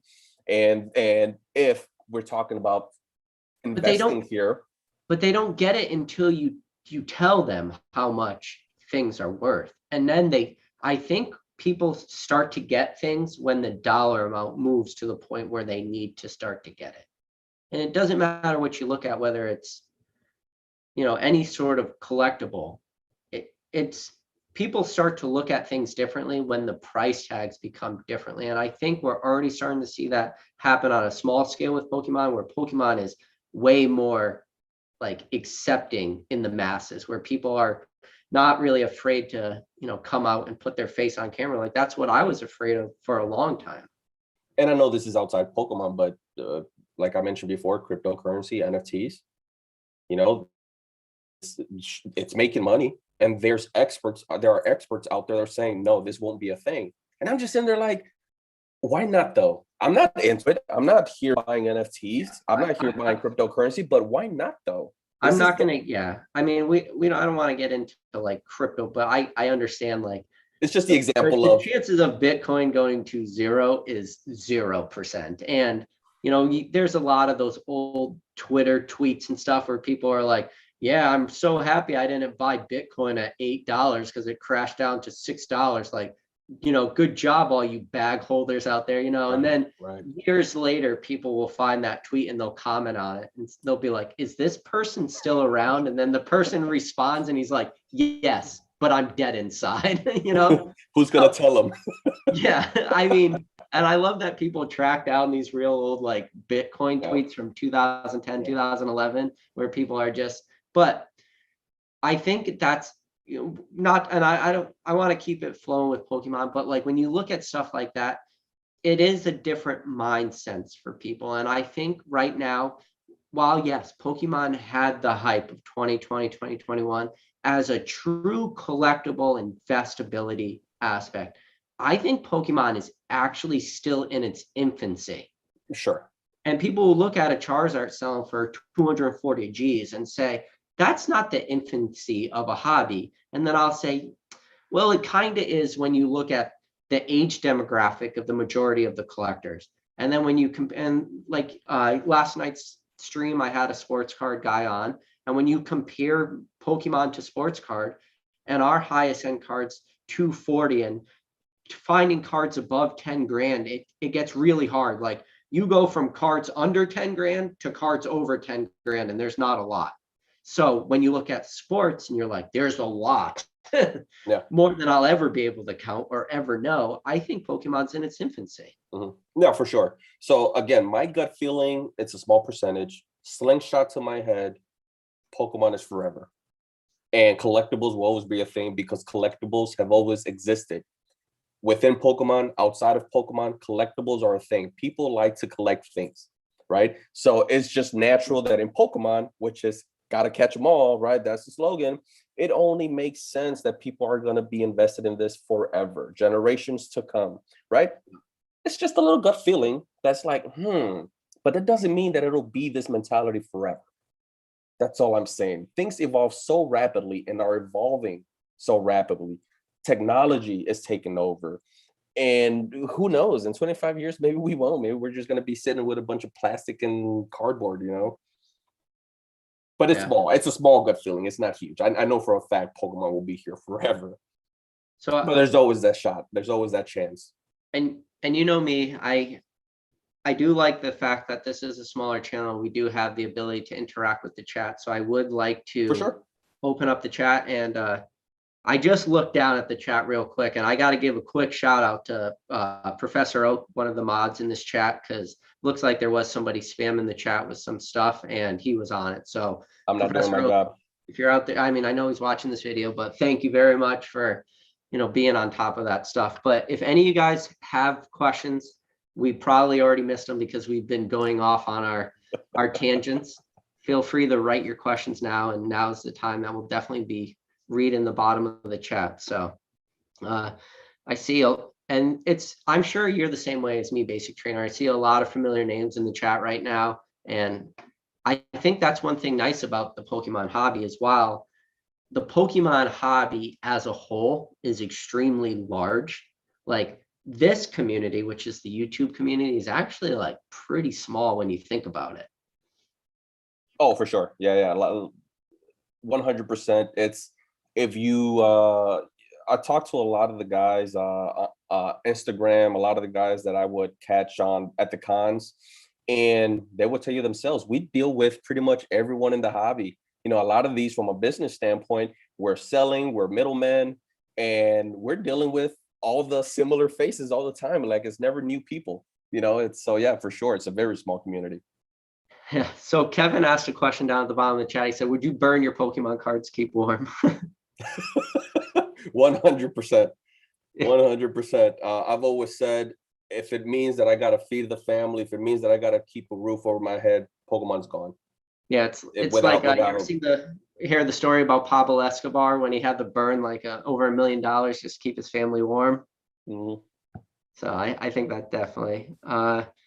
Dark Cosmos, I read up in the chat a little bit. Dark Cosmos said, do you prefer binders for storage or top loaders? So I've already talked about this. I've moved my collection from binders to card savers, and I'm more of a card saver guy. And I used to be a binder guy. I'm not anymore. I don't know about you. I had binders for a long time, but they just collected dust. And then at the peak, I pulled out anything that was 8 through a 10 grade, all the valuable stuff, of course. Everything else I sold at the peak. Derek said I could just print out memes and hold them up as I talk. Let me ask you a question. So you've been following this channel for probably a pretty long time. You got any like favorite memes that come to mind? Favorite memes. The one that I'm not deep in social media, and you were the one that exposed me to this one meme, but apparently it's like a very famous meme, but I love it because it's just so hilarious. It's a Spider-Man meme with everyone's pointing at each other, and it was just so fitting for the time that it was just, yes. Yes, Yeah. that is though. That's definitely my favorite one. So Ancient Muse said, my base set Charizard from childhood is probably a PSA 2, LOL. Would it be worth slab? And so my thought on a base set childhood Charizard PSA 2, like that's probably something you're going to want to have in your personal collection. So that is just on you. Do you want that card slab just to look at it and have it in a PSA slab? That's on you. But I would never, ever in a million years recommend you selling that card, because that will be one of those cards that a year or 5 years or 10 years from now, you'll think back about that card and selling that PSA 2 childhood Charizard and never forgiving yourself. That's awesome because I hate binders so much that again I sold everything at the peak, and that includes my childhood collection because I did nothing with it. I never flipped through the pages. I only kept two cards, and it was a Hitmonchan Hollow, Hitmonlee Hollow, base set, fossil.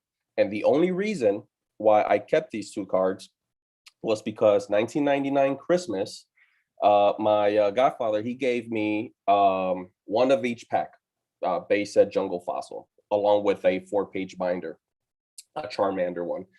And I opened all the packs. Fossil, I pulled a Hitmonlee, and then base Hitmonchan. What are the odds?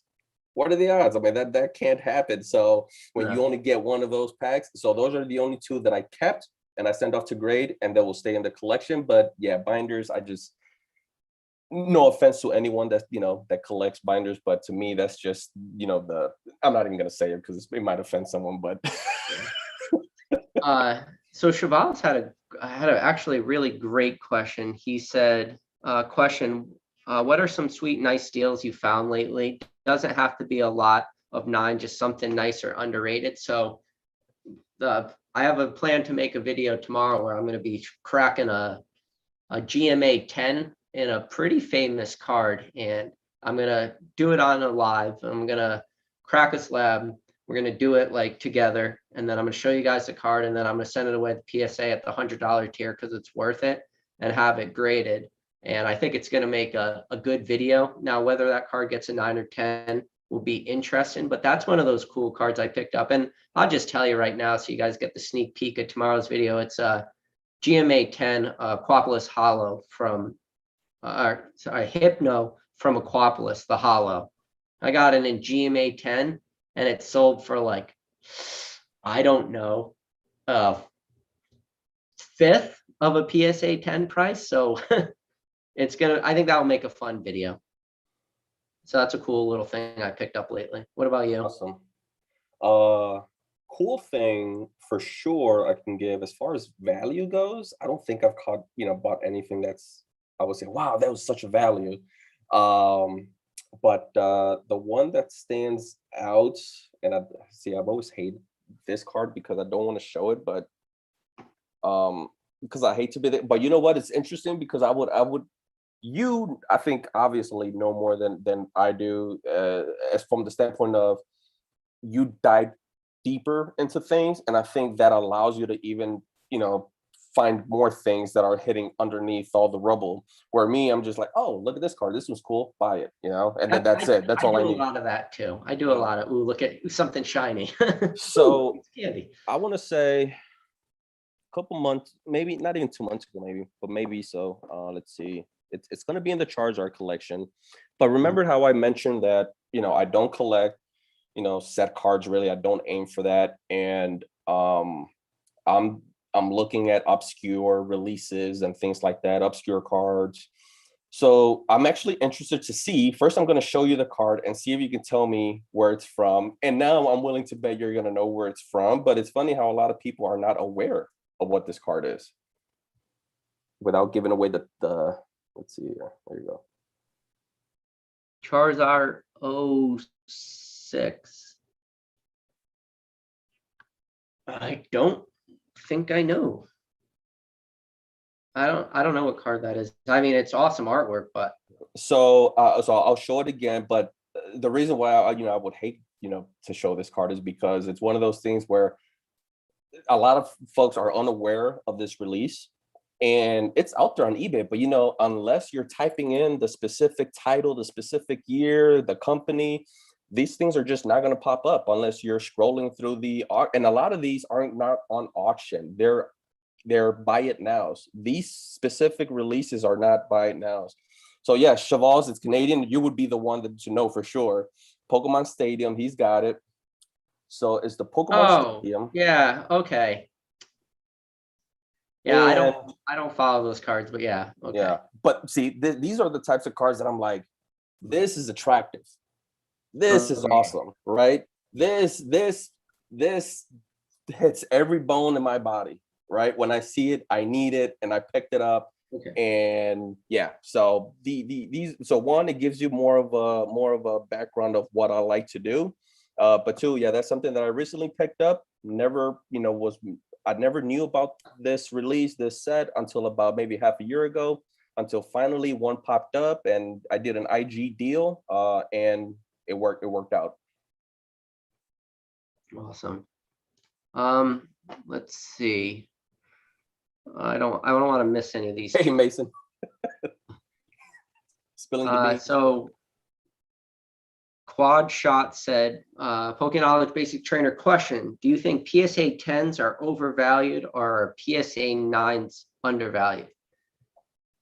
That is, you just asked like one of the harder questions to answer, man. Like that's just one of those super subjective things. And you would have to ask that question on a card to card basis. You'd have to say, you'd have to give me a card. You'd have to, like a modern card. Do I think 10s are overvalued? Yes. But do I think 9s are undervalued? No, I think 9s are also overvalued. And I think that those cards are going to have to, like, in the future, 10s will be the only play for something like that. And it could be years down the line when the prices drop to nothingness. Or you can look at a vintage card and it could have a PSA 10 pop 1, could be one of the hardest cards in the entire hobby to grade. And then that card could sell for 10 grand, which sounds like a lot of money compared to a PSA 9 that might be 1,000. But then I might say, well, that card, it looks like it's overvalued. But if for that true purist, that PSA 10, I'm going to catch them all, the gem mint Pokemon out there type collector, that card maybe isn't undervalued. So that's a tough question. Well, I don't even have an answer for that. Do you? Yeah. Yes and no. So to me, there's the collector answer and then there's the investor answer. And I think just to give a very black and white answer for the investor, I think the 10s make more sense. But obviously, pops is a big component to that equation, right? Pop reports. So if it's a PSA 10, but there's 6,300 of the Illustrator Charizard, then who cares, right? There's 6,300 of them. But if you're talking about 5, 10, 20, and depending if it's a set card, even 50 is a solid number for a PSA 10. So that's awesome. From a collector standpoint, I have never aimed at a 10, only if it was available and it made sense. But I've always aimed at 9s only because it allows me to grow my collection larger, faster. If instead of paying for a PSA 10 $1,000, I could just get the PSA 9 for $250. Now I have $750 to go get another item, or 3 or 4 other items. So that's the way I look at it, because again, I'm a collector.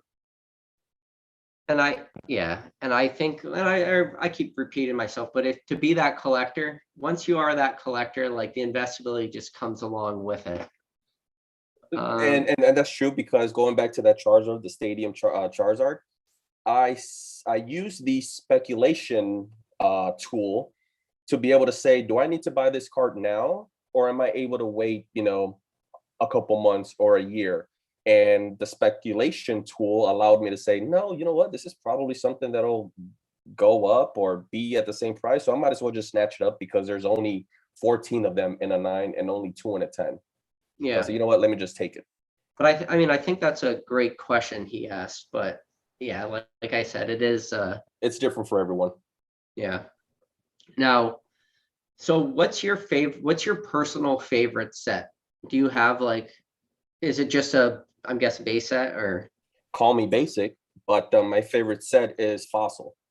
Oh, Fossil. Fossil. That's my favorite set. Do And you have a obviously, favorite card in the set? Is it the Hitmonlee, like you said, because that was a card you pulled as a kid, the first one? no, my favorite card is actually Aerodactyl. That's my favorite Oh Pokemon. yeah, that's right. We talked Um, about that in one of our live streams. yeah, Aerodactyl. You're not going to be able to tell from my my logo, but Bulbasaur. But yeah, it's Bulbasaur is my favorite starter. It's the best starter of all time. He's a Yeah, Swiss. especially at $30,000, sure. For sure, he's a Swiss arm and knife of starters. But Aerodactyl was my first favorite Pokemon because I was a big dinosaur fan growing up. I love dinosaurs. Jurassic Park, big fan. And so when you're looking at the TV series, you watched the TV series, right? The whole thing. I'm actually surprised how many people haven't. You haven't? No, I've watched it, and then I've watched up till like an embarrassingly high amount of seasons. So yes, I So so it's something that I won't talk about still. And yeah. when I had my son, we already started rewatching more seasons of Pokemon. If you guys have like Xfinity or Hulu or whatever, there's a lot of different Pokemon stuff. So I've been catching up with a lot of the shows now that I have an excuse with my 6-month-old to watch Pokemon. It's, So it's it's hilarious that you would put it that way because I do not need an excuse to watch Pokemon. okay. Sometimes the wife and the kids would get home and I'm sitting there watching Pokemon. So that that's as a 33-year-old man. There you go. So Aerodactyl again, dinosaurs and that whole parallel there. But I remember when you first got exposed to Aerodactyl, it was in the series, and it was the episode, I believe it's called Prehistoric Attack of the Prehistoric Pokemon. And that was the first time you were exposed to a lot of the fossil set Pokemon. Yeah. A lot of the fossil set Pokemon. I got it. I got it in Pokemon Silver. That's how I was exposed to those. Yeah. And whether it's just because I love Aerodactyl or whatnot, but to me that episode is like a top 10 episode of all time. That's the way that they involve prehistoric Pokemon, and it's a thing. It's just awesome. So yeah, but yeah, going back, Fossil is my favorite set. So I'm guessing how many Aerodactyl pre-release first editions do you have? Do you have a whole stack of them? Well, I did have it ready just for that, but yeah, I did have my pre-release. I had to get this guy. Oh yeah. Pre-release. What grade is that bad boy? So all of my grades are 9 minimum. Okay. I am a snob. When it comes to the minimum grade. And while I make exceptions, I probably only have like 5 8s, but everything is 9s, and I probably have a couple handfuls of 10s. Okay. But 9s it's my aim because I can just grow my collection, even bigger that way faster. I can't agree with you more on that. I'm definitely like I go after 10s, but I will settle for 9s, and then there's a couple sets that I will do lower grade cards for. So Mason. Don't read the chat. Mason's throwing daggers out there to you. Man, he's trolling hard tonight. Crowd's tough. Mason with his what's his new series he has? Oh yeah. Like LGS Chronicles or something like that. I gave him a little crap for that too, so he knows what I'm talking about. Yeah. Cheval says, I'm patiently waiting for Mario, Luigi, Pikachu drop in price. Those prices are nonsensical. This small Mario and the full art Luigi, I'm one of those hoping for all those to drop. What are your thoughts on like the Mario Pikachus? I love them. I don't have them. I missed the boat. And I've been trying to pull the triggers. I've gone to cons and pull the triggers that way.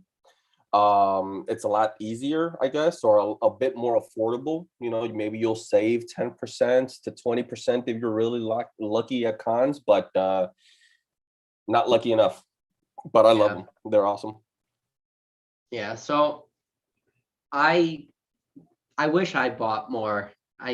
It was one of those cards that first of all, and if you follow this channel, which you do, you understand I'm not like a huge Japanese collector to begin with, but I do make a lot of exceptions for Japanese cards when these promos are super high end and I'm like, okay, this is going to be stuff that people will go after in the future.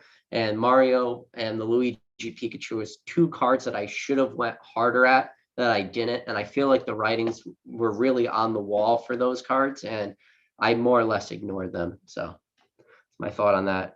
Cheval says, Ancient Mew, also the Shining Gyarados, has a similar terrific Pokemon human interaction.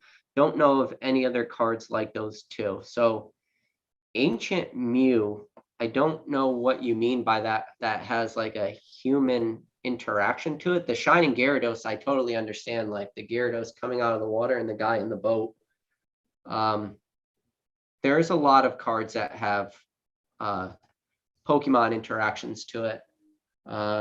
We just talked about earlier in this video. Now it's fresh in my brain. The Gyarados from Ancient Origins. It's very similar to the Shining Gyarados, where Gyarados is coming out of the water and there's a guy in a boat. The Ancient Origin one is Gyarados is coming out of the water and there's a fisherman standing like right there with a fishing pole in his hand. The one from Ancient Origins, if I recall, is just not as flashy, but it's the same concept. Yeah, I mean, I could go. You want me to go get it if you? No. I know exactly what that card is. Yeah. Yeah, and then yes, the Hypno definitely has that like awesome interaction to it, where Hypno is eating the guy's dreams, and I feel like the reason why that Hypno from Aquapolis is such good artwork is because I always imagine like the guy who's sleeping, the artist while creating that card must have had something in mind to create that artwork. So I always imagine that the artwork kind of put himself into the artwork of that card because he's sitting by the window, but he's sitting at a desk with his head on the table. And like, obviously, if you've ever fallen asleep at your desk at work or wherever, like you only fall asleep at your desk when you're extremely exhausted and things are probably going hard. So you always wonder if he's eating like happy dreams or he's eating sad dreams. So I think artworks like that really hit on like different levels. Yeah, that was an awesome artwork for sure. But that Ancient Mew, if that's the case, then the person that created, and actually that's actually pretty sad. I don't know who created that one, but Ancient Mew, that whoever created that card had to be on ayahuasca. Yeah, and that's why I said I don't understand the human interaction for that. Yeah, I don't know. But I mean, that's, and you know, it's funny to talk about like Ancient Mew is when you talk about a card that there's different types of fundamentals for cards. Like that's not a card that's scarce by any sense of imagination, but there's a lot of people.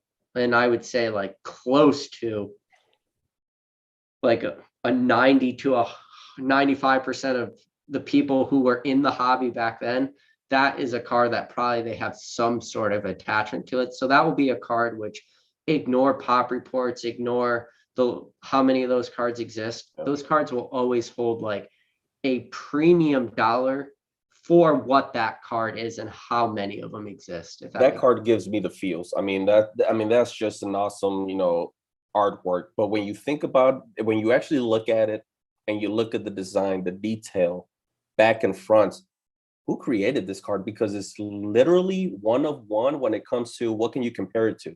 It is one of one. You have the what is it called? Yeah, it's the only one you could compare it to is its own counterpoint, like the Nintendo one without the O. You can you can compare it to itself, and you can So this is a good question. Oh, you know what? Now that I'm reading Cheval's question, I'm realizing he was just talking to Ancient Mew in the chat. That's embarrassing. But anyway, Ancient Mew in the chat. Oh, I see. Gotcha. Anyways, Ancient Mew is in the chat. He said, most of my graded collection is CGC 9.5. Should I crack them and PSA them? I would be nervous about damaging them. Right now, depends on the card, depends on how much that card's worth. You got to look at the price differences.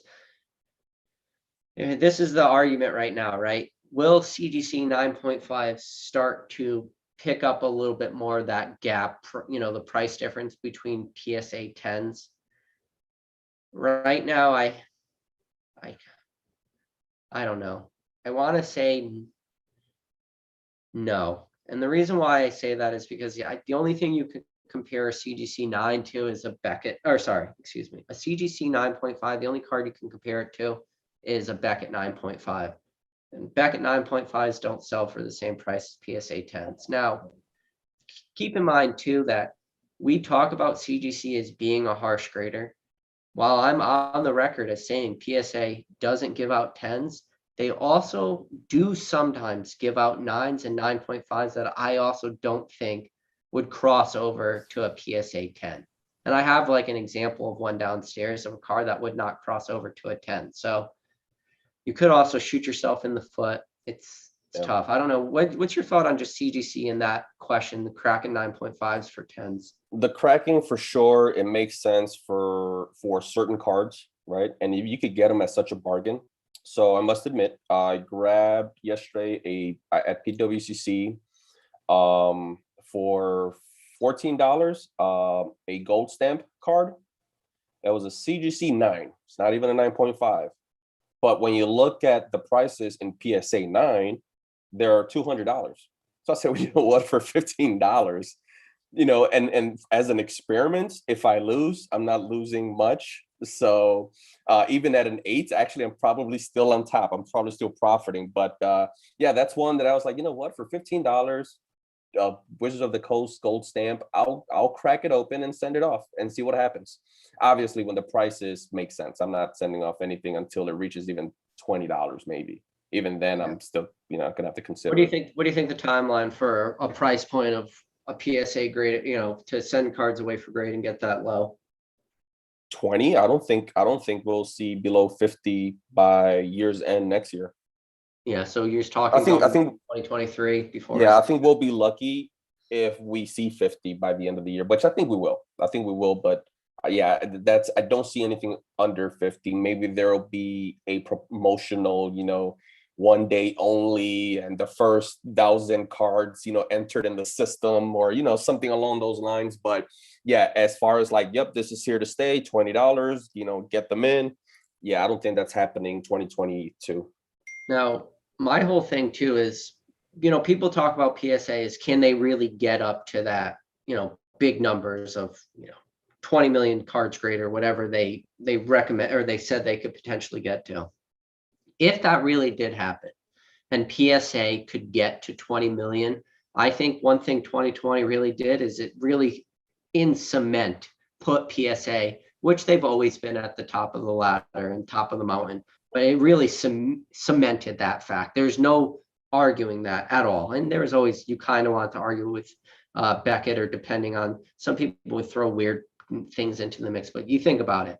If PSA could get their price point down to $10 a card again, and they could grade 20 million and keep up with the influx of cards, turning and burning cards, there's no way anyone will ever be able to compete. Like, what do you? So I agree 100%. I think it's hard right now to compete with PSA. I think all the optimism that CGC had at the beginning, or the optimism that people had at the beginning, they're no longer there anymore, because they're realizing that the prices just don't match up to PSA. A CGC 9 or even 9.5 is still less than the PSA 9 for 99% of the cards. So I think a lot of that is discouraging people to grade with CGC. Now, if you're just, grading and selling and that's all you're doing, then it may still make sense. But yeah, I think the optimism from the beginning that CGC had, that's a lot of that's gone. A lot of that's gone. It's deflated a bit. Yeah, and I graded a bunch with CGC, like right at the end of, so my first submission was received by CGC end of 2020. It was like December 29th, 2020 was my first CGC submission was accepted. It took a while to get them back. And, when I started to get them back, seeing how harshly and I'm so critical about CGC. I don't want to like go off on a tangent, but they're inconsistent at lower grades. Their high grades are artificially like kept down, in my opinion, now, because I've gotten to the point where some of these super ultra modern cards that were sent, because when I look at ultra modern and that real short-term play, that flippability, it's getting cards graded quickly, and you can't grade cards quickly with PSA. CGC was the only option. But looking at these ultra modern cards that would easily hit a 10 at PSA, and like just an example of a card we open and we're going to give to your daughter when I see her, like this Zamazenta Amazing Rare. Like this card is packed fresh. It has no whitening issues, no cornering issues. Surface looks good. This is a 10 at PSA right now. But at CGC, you might get a 9. Like the inconsistencies, and what I've really noticed too, and when I look at the CGC cards that have subgrades, the big one that I see them docking a lot of cards on is you'll see like 8.5s for surface issues. And while that is true for a lot of cards, it's also not true. And I feel like they use that as a cop-out to keep grades low. And that's my personal opinion. So it's that the full, I mean, obviously we don't know, but is that the intention, to just keep the pops low? I don't know what the intentions are. I think it's the intention is to keep the 10 rare and scarce, when maybe it's not really, it shouldn't be. Yeah, like why? Like what how does that help you as a company? One, It doesn't help you in the long term. And yeah, that's the problem they're going to run into. yeah, it's yeah. It's the thing too. It's, you can make the argument, it's could say, well, maybe if CGC really is the harsher grader and then we talk about CGC keeping their perfect 10 behind a paywall, which is BS. Like, and for anybody out there listening and saying the 10 is behind a paywall, well, if you grade a CGC card without subgrades, the highest grade you could get is a pristine 10. But the highest grade CGC gives out is the perfect 10. So a pristine 10 would be 3 10s and 1 9.5. A perfect 10 would be 4 10s. Now, to keep that behind a paywall because you have to pay extra for subgrades to get that perfect 10, I think that's bad business too. And why would that make a difference? Why couldn't you just hand out a perfect 10 if you're paying for that card to be graded anyways, I think Mason made a good point there. He says CGC wants to be BGS and not PSA. That actually makes a little sense, because okay, BGS, to get a black label, very hard, right? Yeah, but yes. So I think CGC, their 10s, I think they want their 10s to be the black label version for CGC. Maybe that's the case. But once again, how does that help you from a company standpoint when you're trying to make money? That doesn't help you.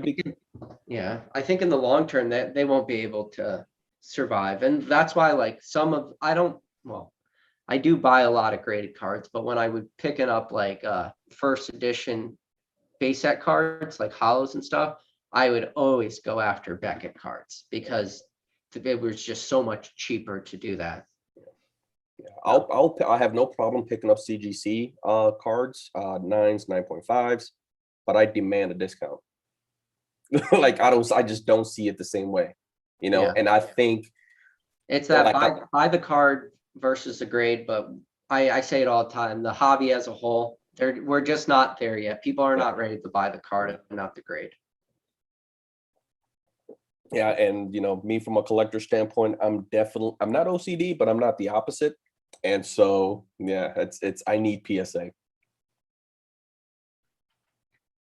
Let's see.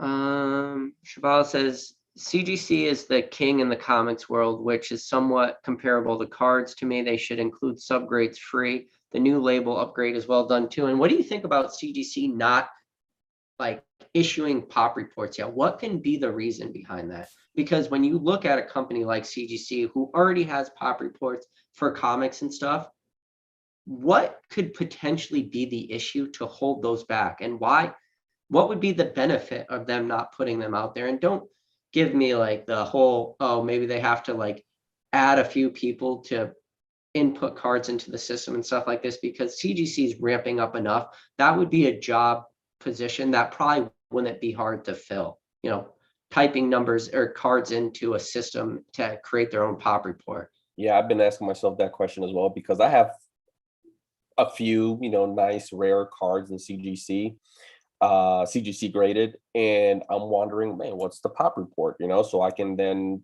compare it to PSA, BGS, but BGS is not even, consistent enough or, caught up. But CGC, why they don't have one right now with X amount of time has gone already? I don't think there is an excuse. So the reason why they would,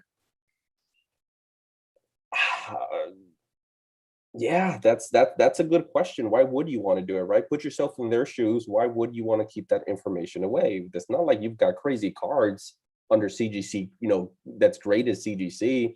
You don't have none of these cool, trophy cards, first edition Charizards. I mean, do they have two first edition Charizards at this point? Maybe.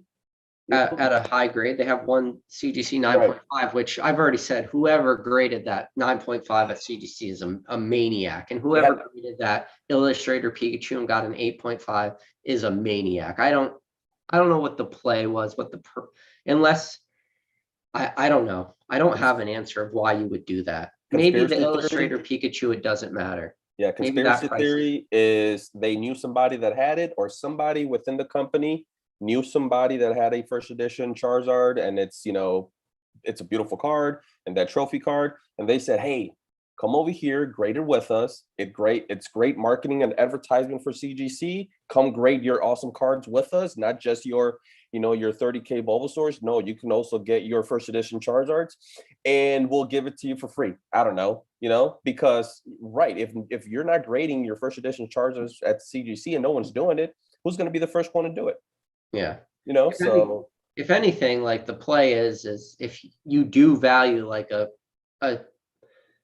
CGC 10 over a PSA 10, which I think maybe you could make a merit to that. It's the same way you can make it with a BGS 10 over a PSA 10. But the right play there for that Charizard is you have it graded at PSA.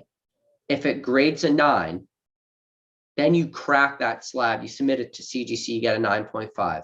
If it grades a 10 at PSA, you try cross-grading that 10 to Beckett and get in a pristine 10. That would be the play for that card. The play is not to start off at CGC. Yeah. That's why I think my conspiracy hat theory is that it's someone within the company. My friend has a first edition Charizard. Can we get him in for free? And that way it gets our name out there to grade your first edition Charizards with us. Yeah, let's do it. We'll give it to him for free. Something along those lines. That's the only way. The only thing CGC kind of has going for it is that they do like the pedigrees on the back. You can pay extra for that. And if you wanted to do pedigrees, like you don't even have to do something crazy. Like you can just do enough documentation as long as you're willing to pay for it. Where if I did a pack opening on this channel, we could say like, Pokeknowledge's first ever booster box break. Now, they'll do that for you. You just have to pay extra money to it. It's not going to add any value to it. But do we know where that Zard came from? No, I haven't been able to find out. Some people have somebody talked about somebody said that somebody had reached out to him about buying that card, and that they knew the owner of it. Who was it? Maybe it was on like Old School Pokemon's podcast. I think somebody said that somebody had reached out to one of those two about buying that card, but they just wanted too much money for it. And then that was where they said that was the first place that it ever graded it was at CGC, trying to get a 9.5, which is the wrong order to do that. And the crazy thing too is that CGC 9.5, if you crack that, try to submit it to PSA, get a 9, and then you say, well, it wasn't worth it. Let me go back and get my 9.5 just to now have it a little bit higher. CGC probably isn't going to give them another 9.5. That card's probably going to grade a 9 this time. Yeah. And The reason why I say Kraken slabs is because, and this is my opinion, like the PSA grader doing that cross grading service, I feel like they're more likely to not give a cross grade a 10 opposed to giving a raw card a 10, if that makes sense. Yeah, that whole CGC situation again. I was never a fan from the beginning. I'll buy a CGC today, but it better be at a discount. TGC Art House on Facebook said maybe there is a imbalance in grading level pops that could damage the grading consistency reputation. And he could be right there too, where if CGC does come out with their pop report and it's just only 9.5s and not a single 10, let's say there's like a stupid high population. All right, again, we'll talk about this amazing rare that we opened for your daughter because it's in front of me. An amazing rare at CGC probably has a graded population in the thousands, because that I would say when it comes to a modern card that was worth grading at CGC, amazing rare was probably one of them. So if they see an amazing rare population of 2,000 9.5s and one CGC 10, then people might look at that pop report and say, I'm not sending any of my cards to CGC, because out of that 2,000 CGC 9s, those 1,800 of those probably would have been PSA 10s. So that could be possible too, is what. Or do they hope, oh man, I wish I could be one of those 1 of 5 CGC 10s, and they go risk it all to, to grade it with CGC.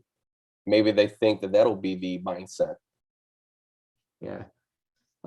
So Matt said, Swami always thinks I'm super hard on CGC, but I just tell it like how I see it. People might not agree with me, but Matt said, what do you think holds more value, sealed product or graded cards, long-term 10 plus years?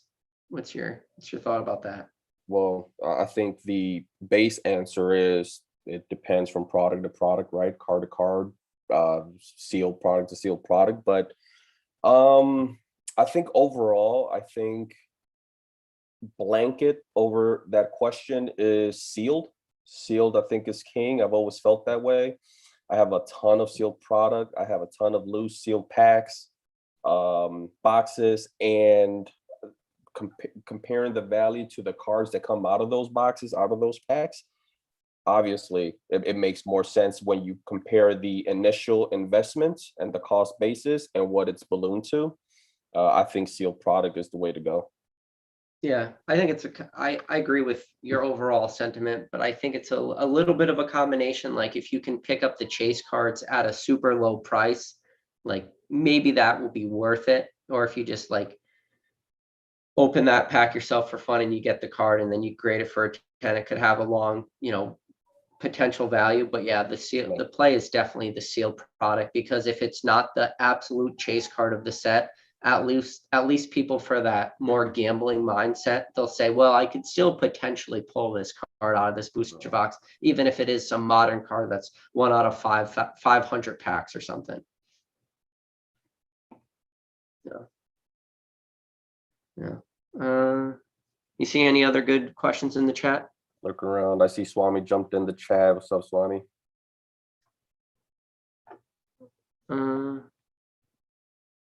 Let's see.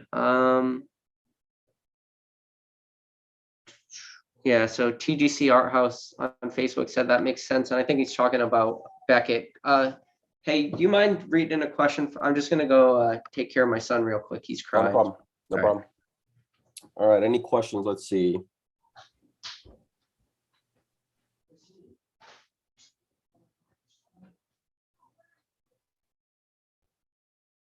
Yeah, sealed is great for collection, but nothing beats the high of opening packs with my wife.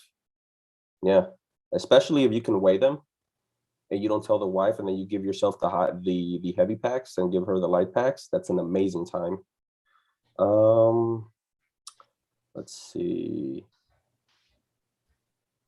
Well, Swami said you're allowed to be hard on CGC.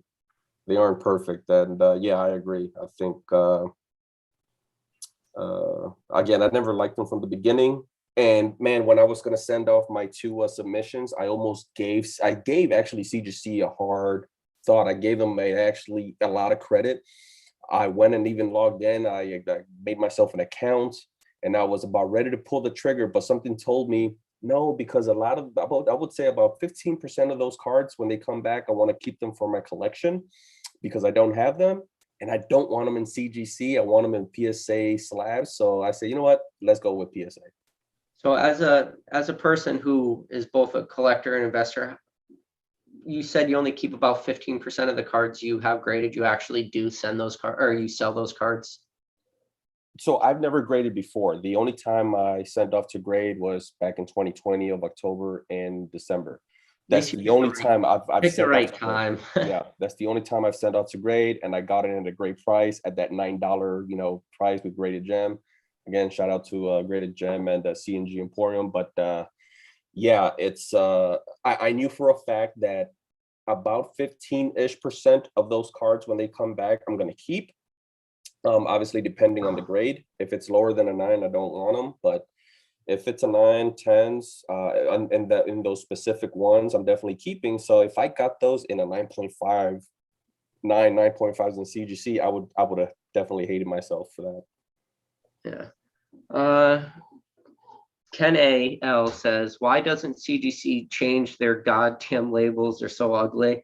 If they change their ugly labels, they'll probably increase the profit by tenfold. And I guess it's subjective, right? I mean, I do think that the centering, I don't understand. I guess I'll never understand that, why they couldn't center that grade properly. Now, I do have one CGC graded comic downstairs. Like maybe I could go get it and look at how that grade is centered, but I'm not like super into the graded comic book market, so I'm not sure if they couldn't center those grades either, but that is weird. Now, the only thing I don't like about CGC's labels is I don't mind the color and how large they are. I just have a problem with that they don't differentiate their like 10s enough. Like with a Beckett, right? You can get the Beckett pristine, not all 10s, and that's going to be like your gold label plus their metal labels, which is awesome. Then the Beckett black label, which again is black, like that is very eye appealing. Like you can spot a Beckett black label from across the room. And CGC, their 10s, yeah, the 10s have like a little bit different font color scheme, but they're not the same. that. But they're too much the same, I should say. I don't know. What are your thoughts about their labels? Yeah, I would. So BGS specifically, whether it's black, whether it's gold, whether it's silver, they stand out. They all win over, the CGC label. So definitely they should change it, but they're probably not, because I mean, to change a label like that, and now all of a sudden you're just flip-flopping, and it makes you actually look weaker as a company, probably. I don't know. But yeah, that again, today I'll make an exception for a CGC, but I love the slab. I love the feel of the slab. I love the edges. The round edges are actually pretty nice. Yeah, The label, yeah, not a fan. yeah. And I think that I've made a video in the past where I compared like different grading card company slabs, and CGC is definitely like my favorite of the slabs. But I don't know. I guess nobody could really be perfect. I think PSA actually has, like, out of the major grading card companies, they have the worst slab. But PSA slabs, they just, in a way too, they do hit differently. Yeah. Like, and maybe that's just super bias, right? Like, because you can feel that slab, you're like, this is a flimsy, cheaply made piece of plastic, where like CGC or Beckett, there's like weight to them, and they're just different. As Kwame mentioned, that PSA has changed labels so many times, and I have quite a few of zero cert PSA labels, pretty much across the board. I have them all. When you put them off to the wall, you really can't tell the major difference, right? CGC would have to make a major difference in order to make it attractive. Yeah, Because it's just so not attractive right now. Yeah, PSA, like, yes, those older and I know the older slabs you're talking about, where and that's the thing too, is PSA changed their slabs up where they kept the older back like the same, but the front font and everything was very different. They almost look like fake PSA slabs. If you weren't familiar with those, like if you saw them, you're like, that's a fake PSA slab. Some of those really old cert ones, and those are actually really rare. Yeah, these are zero cert, and if I just pull them off to the size zero cert and then modern, the only difference that just pops, it's the lighthouse tag. That's about it. Oops, sorry. That's it. Yeah. That's the only difference that you can tell. And this is a zero cert versus modern. So I could tell the zeros. Looking at that, I could tell that zero cert all day. And then they changed the backs. Like you have the different old. You have the old back. You got the old back. yeah, it's let's see here. So these Yeah, are the so yeah, different those- backs. 2 Yeah. certs, 4 certs, 0 certs. Yeah. And you're missing a label too. One of the older. I've got this somewhere Yeah. just to dig through. But no, Swami's right. They have changed up the labels, but at least from the front, it's hard to tell the difference. From the front is very hard to tell. It's very minimal. If you set them off to the side, you can tell if it wasn't for that lighthouse logo. CGC has to make a drastic change to that label in order to make it attractive. Yeah, so Ancient Muse said, were either you guys able to get the new Evolutions all art boxes? Things are nowhere one day. I don't stay on Pokemon Center. I missed out. So yeah, I know which ones he's talking about. They're like the Vaporeon, Flareon, Jolteon alt art boxes, and I missed them. I like took a shower for like 25 minutes, and by the time I checked my phone, I actually got a Twitter notification that they were on Pokemon Center. I went to Pokemon Center, added them to my cart.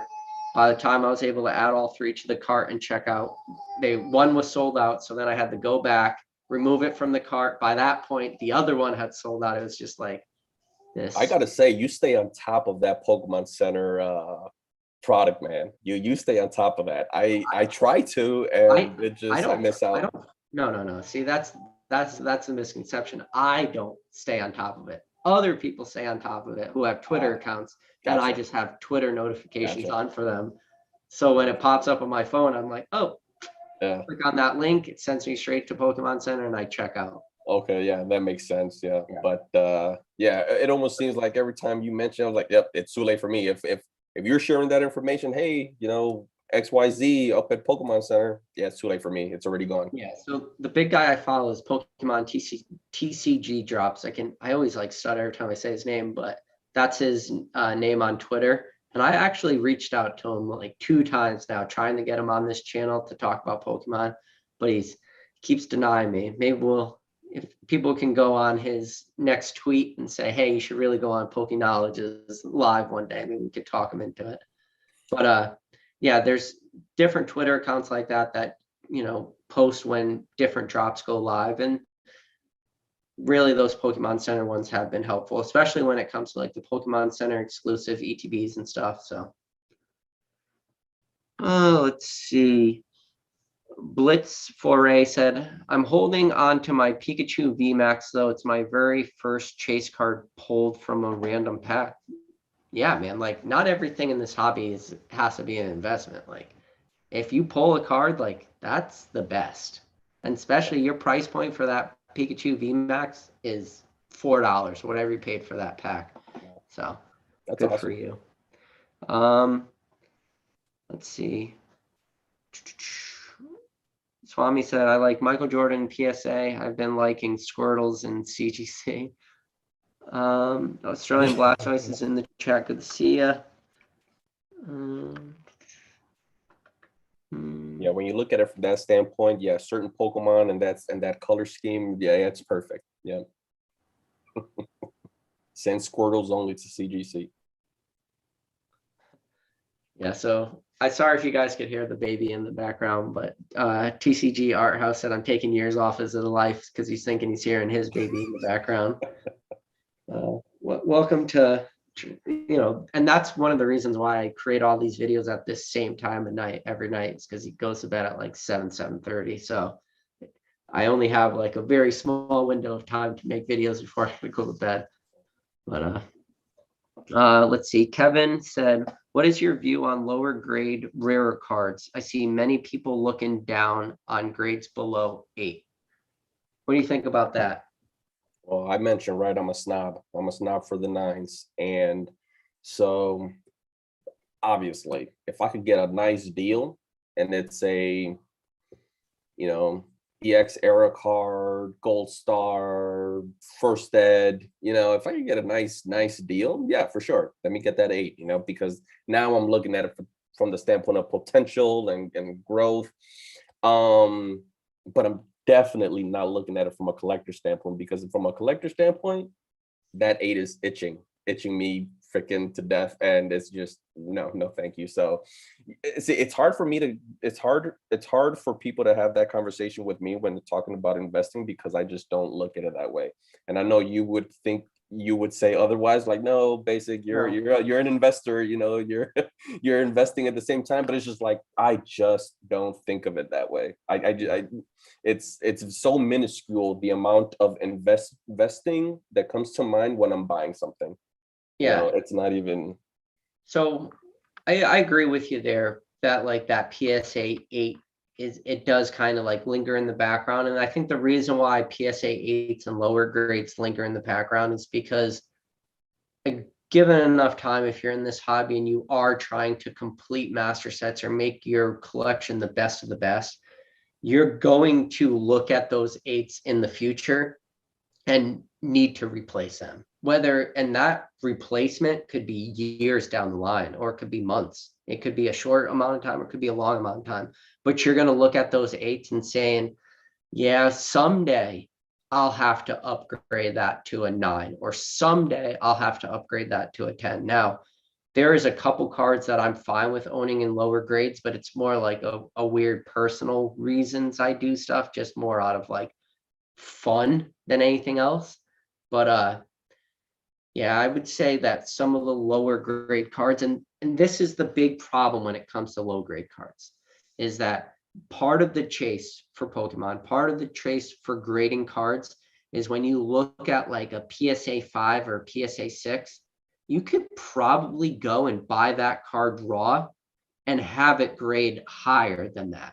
Does that make sense? Like, to pay the premium for a 5 or a 6, unless you're doing like some crazy thing like I'm doing with Raichu Unlimiteds and all Raichu hollows, like unless you're doing something absolutely insane like that, like understand that you can just buy that card raw and grade it yourself and do way better. So I think that's where the argument is. Now, he did say rarer cards, so I can see that to an extent where like Australian Blasters, I was talking to him earlier today. He was talking about the Lugia from Aquapolis. He's looking at it like a PSA 9. Now, is that card still going to be valuable at a lower grade? Probably. Like, there'll still be a strong demand of that card at a 5, because prices on some of the really, really higher end cards at 10s or 9s have really just gone out of reach for the average collector. Right. And that's how I look at it. So hey, maybe the 10 is out of reach, but I could do a 9. And honestly, even if it's rare, unless I just need to have this rare card, I'm aiming for the 9. I can't have an 8. If I can't get the 9, then I think I just shouldn't buy it right now. I should wait until I can afford the 9 and just do it that way, because eventually, and again, this is just a personal opinion of how I collect, that 8 is just gonna keep beating me up until I just eventually switch it. So the first master set that I ever built was the base set. I guess 3 master sets, but I always refer to them as one master set. Is the base set Jungle Fossil English, and it started out as a PSA 8, right? Because at that time, it's what made sense financially, right? I built it for $200 the entire set. But then accidentally, I ran into PSA 9, or not PSA 9 specifically, but I ran into Japanese. $200 is actually less than the grading fees to grade. There's How were people making money back then? 102 cards in base set. There's 64 in jungle. How were people making money back then?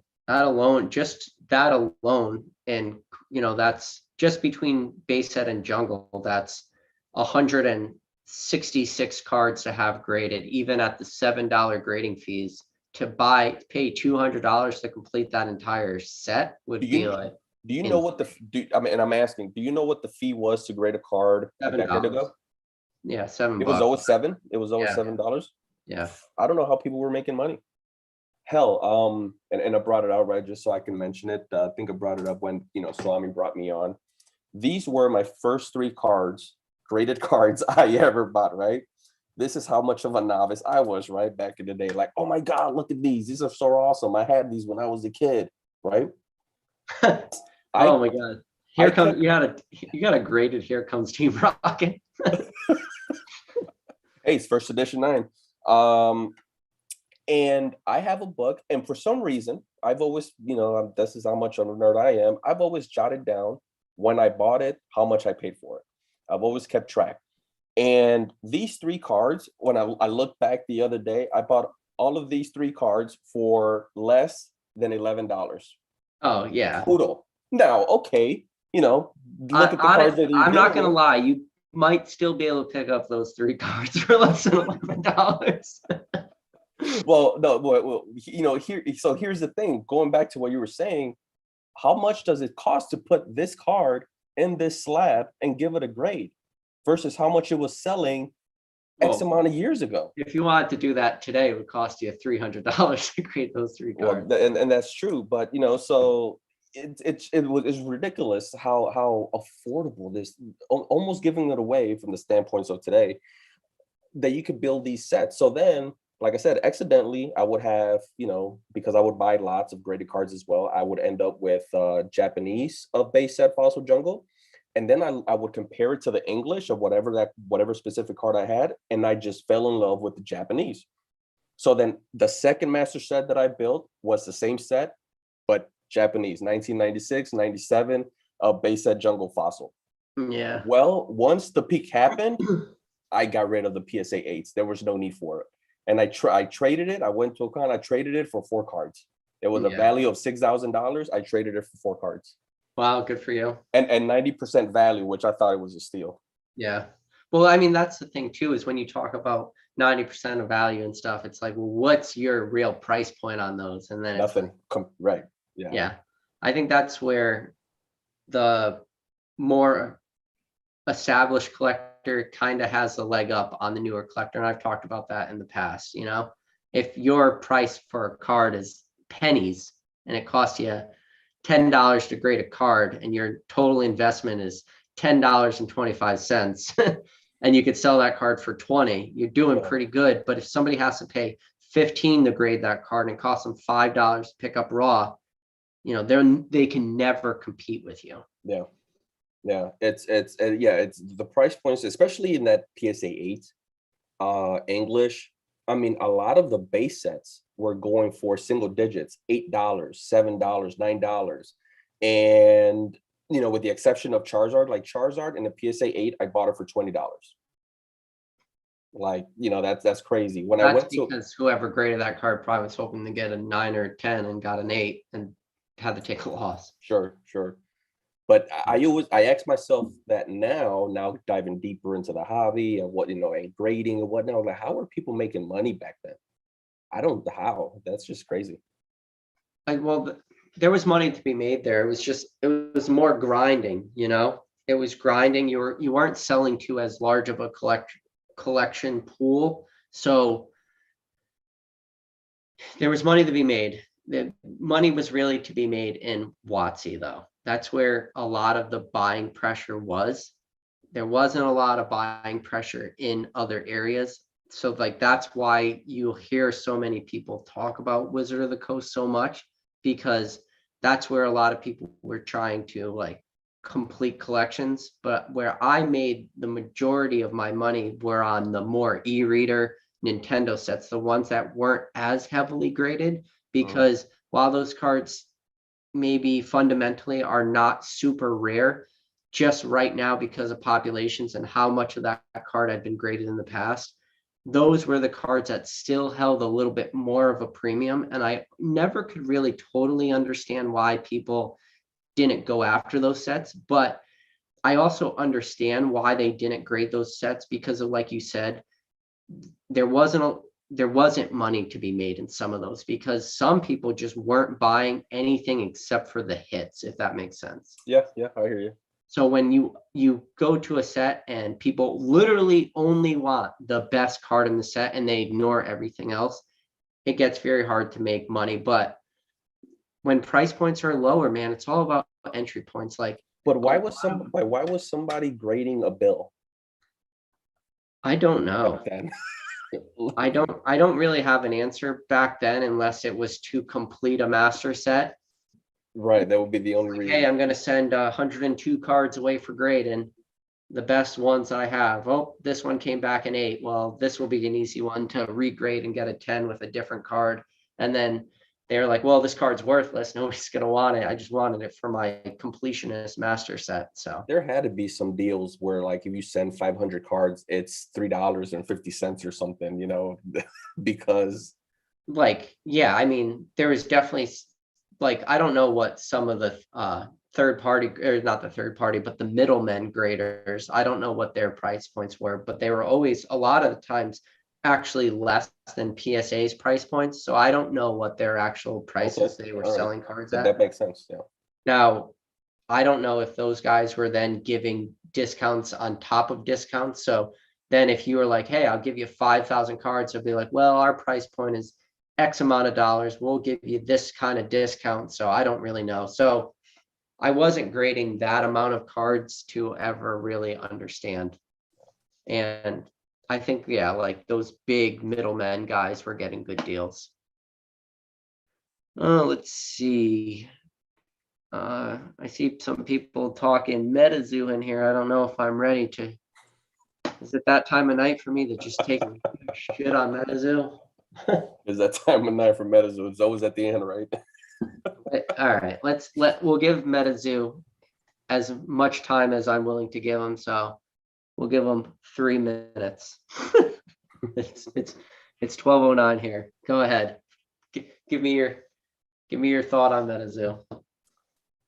First of all, shout out Cardboard Empires. Probably my only regret moving from Wisconsin was that this guy was literally my neighbor, not literally, but within a 15-minute drive, and I missed out. And he seems like a cool guy. It definitely seems like I would be annoying him going to his shop every single day. But anyway, yeah, for sure. MetaZoo, again, collector, right? Let's talk non-speculative, please. I think it's cool. I think it's definitely cool. I think it's awesome. I actually like the promos. I know a lot of people are, laying bricks on how many promos they are, and way too many, and every single day almost, they're coming up with a new promo. I kind of like the promos, I'm getting antsy enough. I don't know if I can let you keep talking. Funny enough, but again, I'm a collector. I like it. But the more and more I think about it, for sure, me and Swami, we had this unique experience at Collecticon where we kind of got a little bit of the back scenes with shout out to Mario from MetaZoo, and he gave us free product and exposed us to it. If it wasn't for that, I don't know if I would be into MetaZoo. But it's my problem with MetaZoo is it's MetaZoo masks itself as something that it's not. MetaZoo masks itself as a trading card game. It is not a trading card game. MetaZoo does not market itself as a trading card game.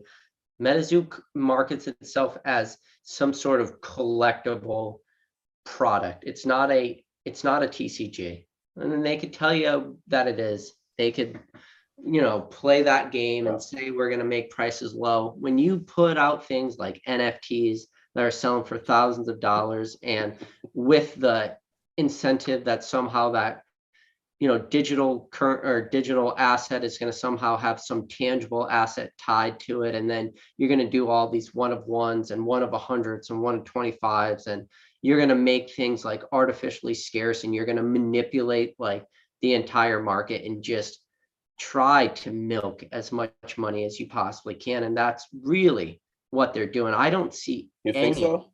I can't give you one example of something where I'm like, oh, that's not some sort of market manipulation, when they are actively keeping track of secondary market prices, and almost like as if it's a point of, oh, look at how much our cards sold on eBay. You know, that is a huge issue when you are so wrapped up in the secondary market prices, and the fact that they had the balls to post on their Discord group that they were like the #4 most sold TCG on eBay behind maybe it was #3, whatever they were. It was like Pokemon 1, Magic the Gathering #2, and then I think like Flesh and Blood was maybe #5. But just the fact that they are like keeping such a interesting look at the secondary market. The secondary market should be, that's what it should be. It should be separate. It should be different. Secondary market is not as same as the primary market. Like Pokemon, while maybe they are looking at the secondary market in the background, they're not advertising that to people like it's some sort of glorious talking point. Pokemon, their focus is in creating product and releasing it at MSRP at affordable levels. And if the secondary market goes along with it and prices increase, like their one goal should be to print more of that and to kill that secondary market price, not to take secondary market prices and run with it like, oh, we're so proud of what this product is doing. Oh, by the way, we're going to constantly keep creating these one of 100s, and we're going to tie NFTs to it, and we're going to just like play off of like people's emotions and stuff. And when you talk about it, and that's a problem too, is while MetaZoo is really like benefiting early investors, early adapters to the game. And while I think like there's a part of that is good, that it's like, okay, let's reward the people that stuck around from the earliest, it doesn't help longevity of stuff. And the reason why I say it doesn't help longevity of stuff is when you look at Pokemon and when you look at some of these older sets, there wasn't like these stupid high dollar amounts attached to it where people could never play the card game, or where you're now going to start alienating new collectors. And you say, well, how do you alienate new collectors? Well, you alienate new collectors because they're going to look around and only see all this super expensive stuff trading hands because it was super exclusive.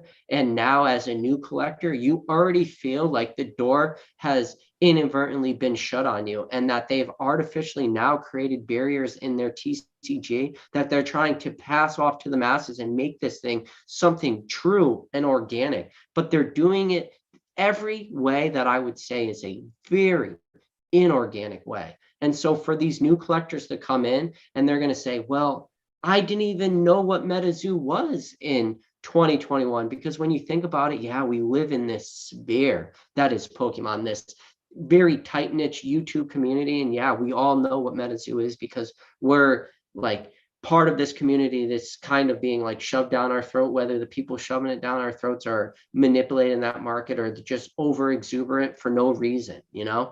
Those people who are going to enter the hobby in the future, because in order for MetaZoo to really grow, that's the only way you do it, is you get new blood in the hobby, get people excited about it.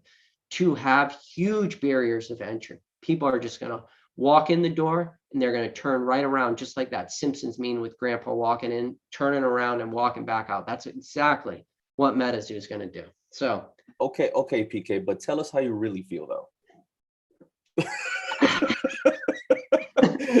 That was an awesome rant, dude. Oh man, that was awesome. The only thing I can say is that Waddell reminds me someone like an Elon Musk-ish, and I don't think that is actually bad for a brand.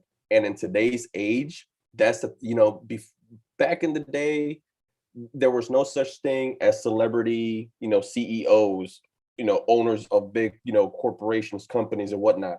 In today's age, that's the thing. And I think someone like Michael Waddell is doing exactly blueprints, what an owner should do in today's age in order to garner attention and make his brand successful. From that standpoint, I actually like it. It's, again, he's giving me that Elon Musk vibes. Unless you've been to the cons in this past, year-ish or so, I've been to 5 events now. 2 cons. I've been to the National in Chicago. con in Houston, con in Frisco. They're always there, and yes, they're just ramming this product in everyone's faces and down their throats, and they're doing an amazing job with putting it out there. No one else is doing this. Now, with that said, again, this is not me talking about the investability, speculative aspect of the MetaZoo. But This is just me. This is there are other people out there doing it though. Fab is doing it, and Fab is doing it right. And okay. So I can already tell you right now, in my opinion, will Flesh and Blood outlive MetaZoo? Yeah. And you know okay, why? my argument is that they're not at the cons their Pokemon fans are going to. Who's bigger? Who's bigger in the collectible game? It's Pokemon. What are they doing at cons? They're handing out exclusive product to try to grow artificial hype and scarcity. How many of those people picking up Comic-Con exclusive MetaZoo packs are opening those and enjoying the artwork? No. True. People are going and waiting in that stupid hour-long line so they can go on eBay and flip those cards, or if they're not flipping them, they're keeping them sealed as some sort of investment play in the future. They could freaking care less about what's inside those packs. But you mentioned Fab. I bet you could pull 90% of the people that are currently sitting on those packs. They couldn't even tell you what cards are inside of the packs. They're not.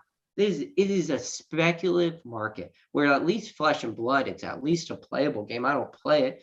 It's something like maybe I'll consider in the future, but it is a manipulated market. And I know manipulation. And you talk about manipulation quite a bit. It walks like a duck. If it talks like a duck, it's probably a duck.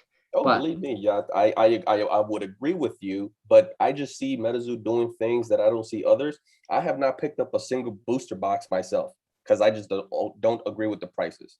I haven't picked up prices are already starting to drop, and we'll see what happens when prices start to drop. We'll see what happens with their new wave, with this big reprint they're doing, and we'll see what happens when the buyer pool dries up a little bit, because with Pokemon, when the buyer pool dries up a little bit, or when hype dies a little bit, there's still the collector base there, right? And not just the investor base. And we talk about it a lot when it comes to Pokemon, is that person that came into Pokemon in 2020, 2021, and they came into Pokemon because they thought of it as an investable asset. But luckily, the collectors will be there just like the collectors were there in 2012 or 2014 or 16 or 18. At least those collectors, the backbone of the hobby, will be there to support it at the downtimes. Now, if there's nobody there to support MetaZoo at the downtime, it's going to be a race to the bottom. And it's going to be a cutthroat race to the bottom. And the problem is when these people that are speculating on MetaZoo right now, because that's what they're doing, they're speculators. They're not collectors, they're investors. When they see the money go away, then guess what? There's no collectors at that to eat up that product. When all the investors leave and there's no other investors entering, where at least for Pokemon, you can still have collectors and players entering and willing to pick up this product at low prices, where at MetaZoo, there is not that. There is just freaking the culture we live in, that everything we touch is going to go to the moon. And the problem is people are going to look at like a Kickstarter box and they're going to see that, and I don't want to talk about MetaZoo anymore. Can you not talk about MetaZoo anymore? It's taken a few years off of you, huh? I mean, I don't have a strong feeling either way. It's just one of those things that it doesn't bother me as much as a lot of people. It's just like, hey, we'll see what happens. They're at all these cons. I haven't seen Fab at any of these cons that I've been to. Maybe they can garner my attention. Maybe they can make me a fan, but they're not doing it. You're saying they're doing it the right way. The only places I've heard of Fab is like you mentioning it, but I don't know what Fab is. I don't know what the cards look like, And while MetaZoo is everywhere. Why? Because they marketed the MetaZoo to Pokemon collectors, which is the biggest collecting group of them all. You Yes. know, you can compare it to, you know, Magic the Gathering and whatnot, but Pokemon is the number one in my eyes. So that is great strategy from my standpoint. I mean, I'm result oriented, and I don't care how it may seem like. If I've got to go and shove it down Pokemon fans' throats to get my stuff out there, I'm going to do so. It just makes sense to me. Why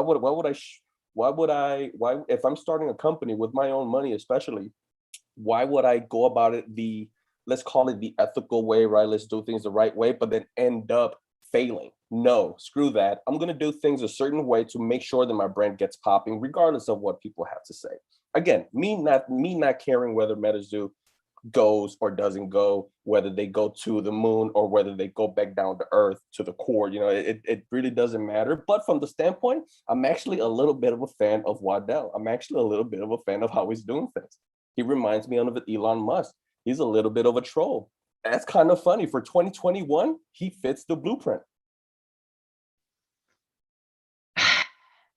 I'm done. I could do this for a while. Yeah, I could go. And I just, any other questions in the chat about Pokemon, guys? Hey, if Maybe I may ask you, MetaZoo's out there listening to my rant and they could send me some free product. How about that? You know, send me some free product, and then maybe you can manipulate me into liking your product. How about that? Waddell, if you're out there, send him some Kickstarter. Obviously, I think we spent very little talking about the actual topic of today.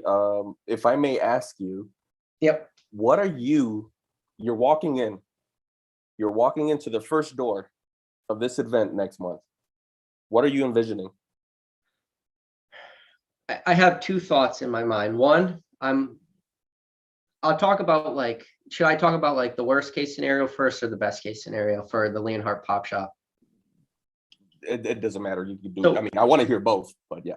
I mean, in the best case scenarios, I walk in, it's like a large open venue. There's everything we can imagine, like, you know, vintage Pokemon stuff we can look at, and it's like stuff is easily accessible, right? Like you can get up to it if you see like some, you know, real exclusive vintage Pokemon thing or something that we have seen a million times that we don't own, like a Pokemon Snap machine from Blockbuster or something like that, like something that we maybe experienced in Blockbuster in '99, but we weren't appreciating like what that actually was or anything, you know, or seeing some, you know, a bunch of sealed booster boxes or a little bit of Leon's Harts collection, or being able to see like a first edition booster box from, you know, 3 foot away, or some of his Charizard PSA 10s, things that are to us are holy grails. Or Leonhardt has some crazy stuff, you know, he's been in the hobby now for a long time. He's acquired a lot of stuff like gold stars and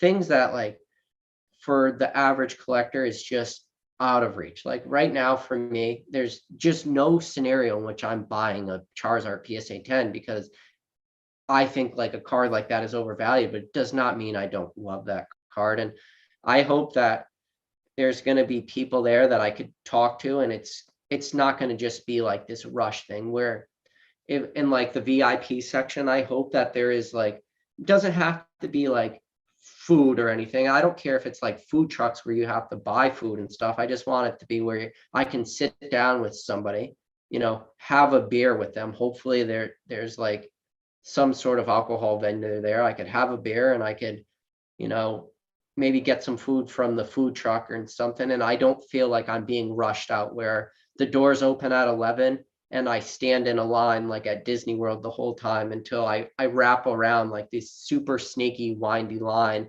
and I don't get to interact. I don't get to relax. Like my plan, I'm flying there thousands of miles. I hope that I could sit there for hours or stand there and yeah, and then like maybe watch some people open packs or hear people's stories or just shoot the shit, you know, talk Pokemon, talk collections, talk fun stuff. So that's what I'm hoping for. I'm hoping for the social like experience of it all opposed to like any of the financial. And honestly, just the opening packs is yes, that's a huge part of it, right? But that's just icing on the cake for me, right? Like the true experience for me is that interaction. But I also have it in the back of my head, like it could be a Disney World type experience where I'm just standing in a line the entire time with somebody I don't know in front of me and somebody I don't know behind me. Like that is always the danger. Or it could be like an unlisted leaf box break where you have 8 cameras running at the same time, Lee and Harts streaming it, and people don't even want to watch it. It's like you can't even keep your eye on who's opening what pack. I hope he does it right. I hope he doesn't stream every pack of. I don't know. Yeah, that's going to be the hard thing, right? Because I mean, I think the impression is that you're going to be able to get your vintage pack, whatever it may be, as long as it's vintage, right? And you're able to open it live stream. How are you going to be able to do this with thousands of packs, thousands of people? If everyone gets their pack and opens it in 1 minute, if it's 1,000 vintage packs, that's 1,000 minutes. How long would that take? You know what I mean? It's how many hours would that be? 16. I mean, easily over 10 hours. Yeah. So yeah, that's going to be very hard. And it kind of seems, I went back looking at his older videos talking about it, and it seems like he's doing thousands of them. So now when you look at the 3 packages that he had to sell, maybe that's where it comes from. Maybe only if you bought that, what was it, Pearl package, only that group is able to, will have the experience of opening it up on a live stream.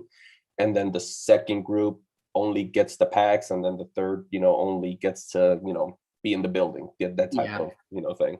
And I'm hoping that it was, and like this is the thing too, is like what I'm hoping versus like what makes sense for him is I'm hoping that the venue wasn't oversold, Like I don't want to be in the VIP section, like, like this, not being able to walk around, not being able to like have fun. And I guess it's like that whole thought process or that whole feeling of like feeling like cattle in a way where you're just, how you move cattle along. Like I don't want to feel like cattle. And I feel like that could be the potential downfall. But have you seen the venue? Yeah, I looked at some.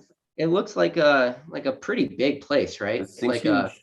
like a convention hall. So who knows how many tickets do you sell? Like we don't know, right? We'll get a thought maybe when we walk in. But so which package did you get? Did you get the pearl or whatever? The Pearl, yeah. Yeah.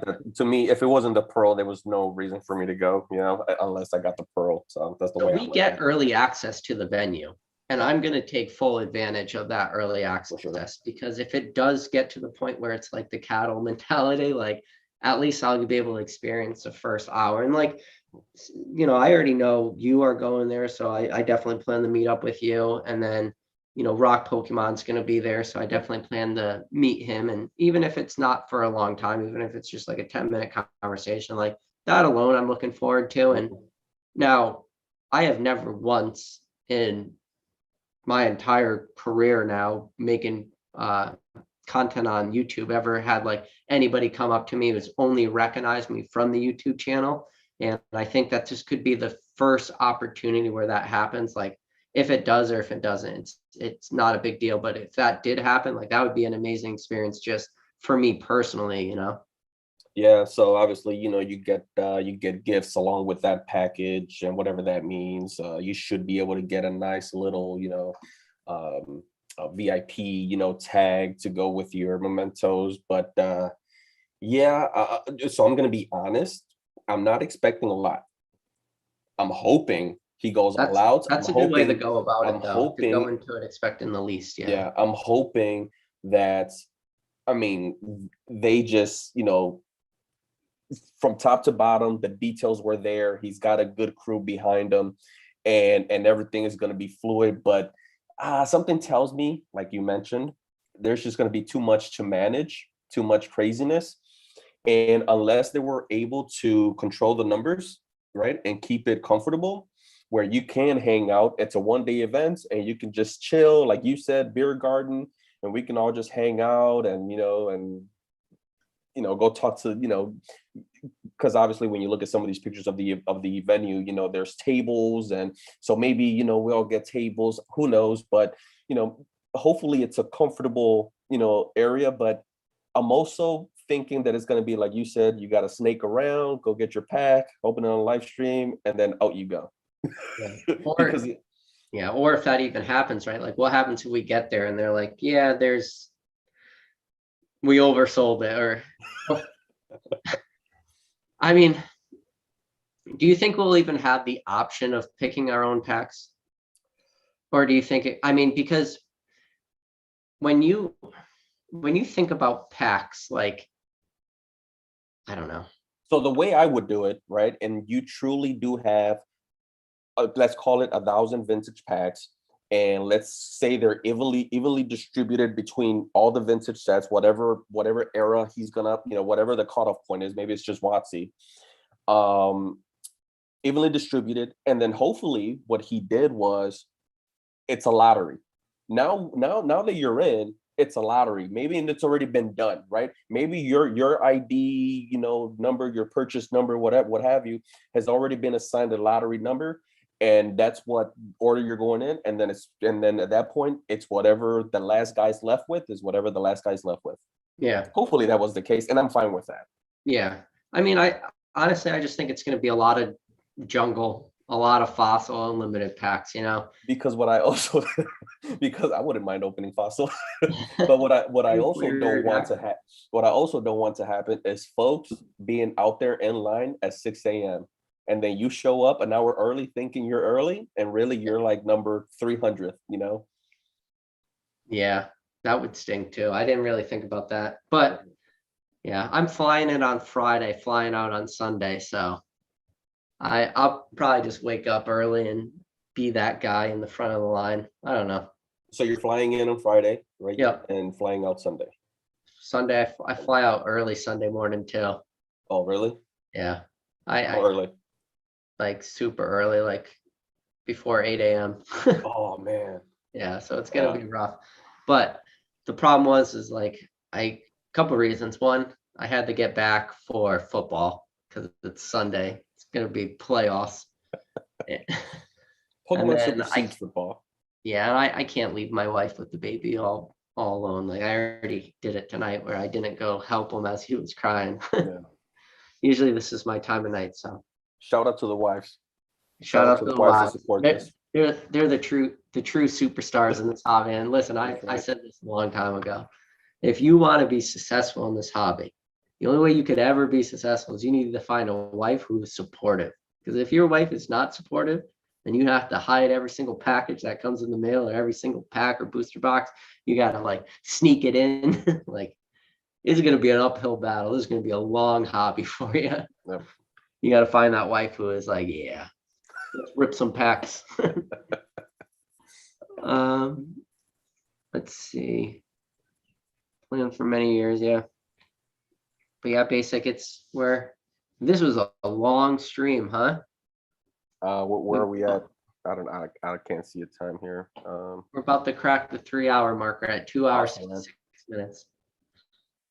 But yeah, we'll probably wrap it up. But I do want to just say thank you, for coming on this channel, and thank you for, just doing the little things, commenting on the videos, like putting yourself out there. I know this is not the first channel you've been on. You've done a few live streams now on a different multitude of channels, but just the fact that you're willing to come out here, talk Pokemon, and just be like an overall positive for the community. I think that's a huge thing. And when you talk about the longevity of Pokemon, it is the positivity in the community. And I think you are like a absolute true representation of that. So, oh, well, thanks, man. That's wow, that was awesome. Yeah, that's Pokemon has been a major part of my life. I thought it was a major part when I was a kid, and now probably looking at it now, it's probably a bigger part of my life now than it was when I was a kid. So yeah, for sure, it runs in my blood, which is why I've always jumped on folks' YouTubes and watched your videos, comments. Swami was one of my first, so Swami holds dear in my heart. And but you know, everyone that I've been able to meet, talk to, every single one of you guys really is amazing. It shows the types of people that are in this hobby. And yeah, I think that, you know, I think people like us, you know, I am going to include myself in there, regardless of how you do it, regardless of how you collect, regardless of how you are enjoying this hobby, your hobby. Um, as long as you're in it, and as long as you're doing your part to do something, you know, positive in a non-negative way, ultimately it's good. It's good for the longevity. You know, whenever you have your kids, please shove Pokemon down their throats, and it's just good. That I jokingly say that my kids are going to are going to bail me out out of my bad Pokemon decisions. They're gonna bail me out. Yeah. I honestly, what you just said, that was perfect. So I feel like we'll have to end the stream on like that. That was perfect. But thanks again, man. And for Thank you, man. everybody else Thank you for out having me. there, I'll catch you on the next video.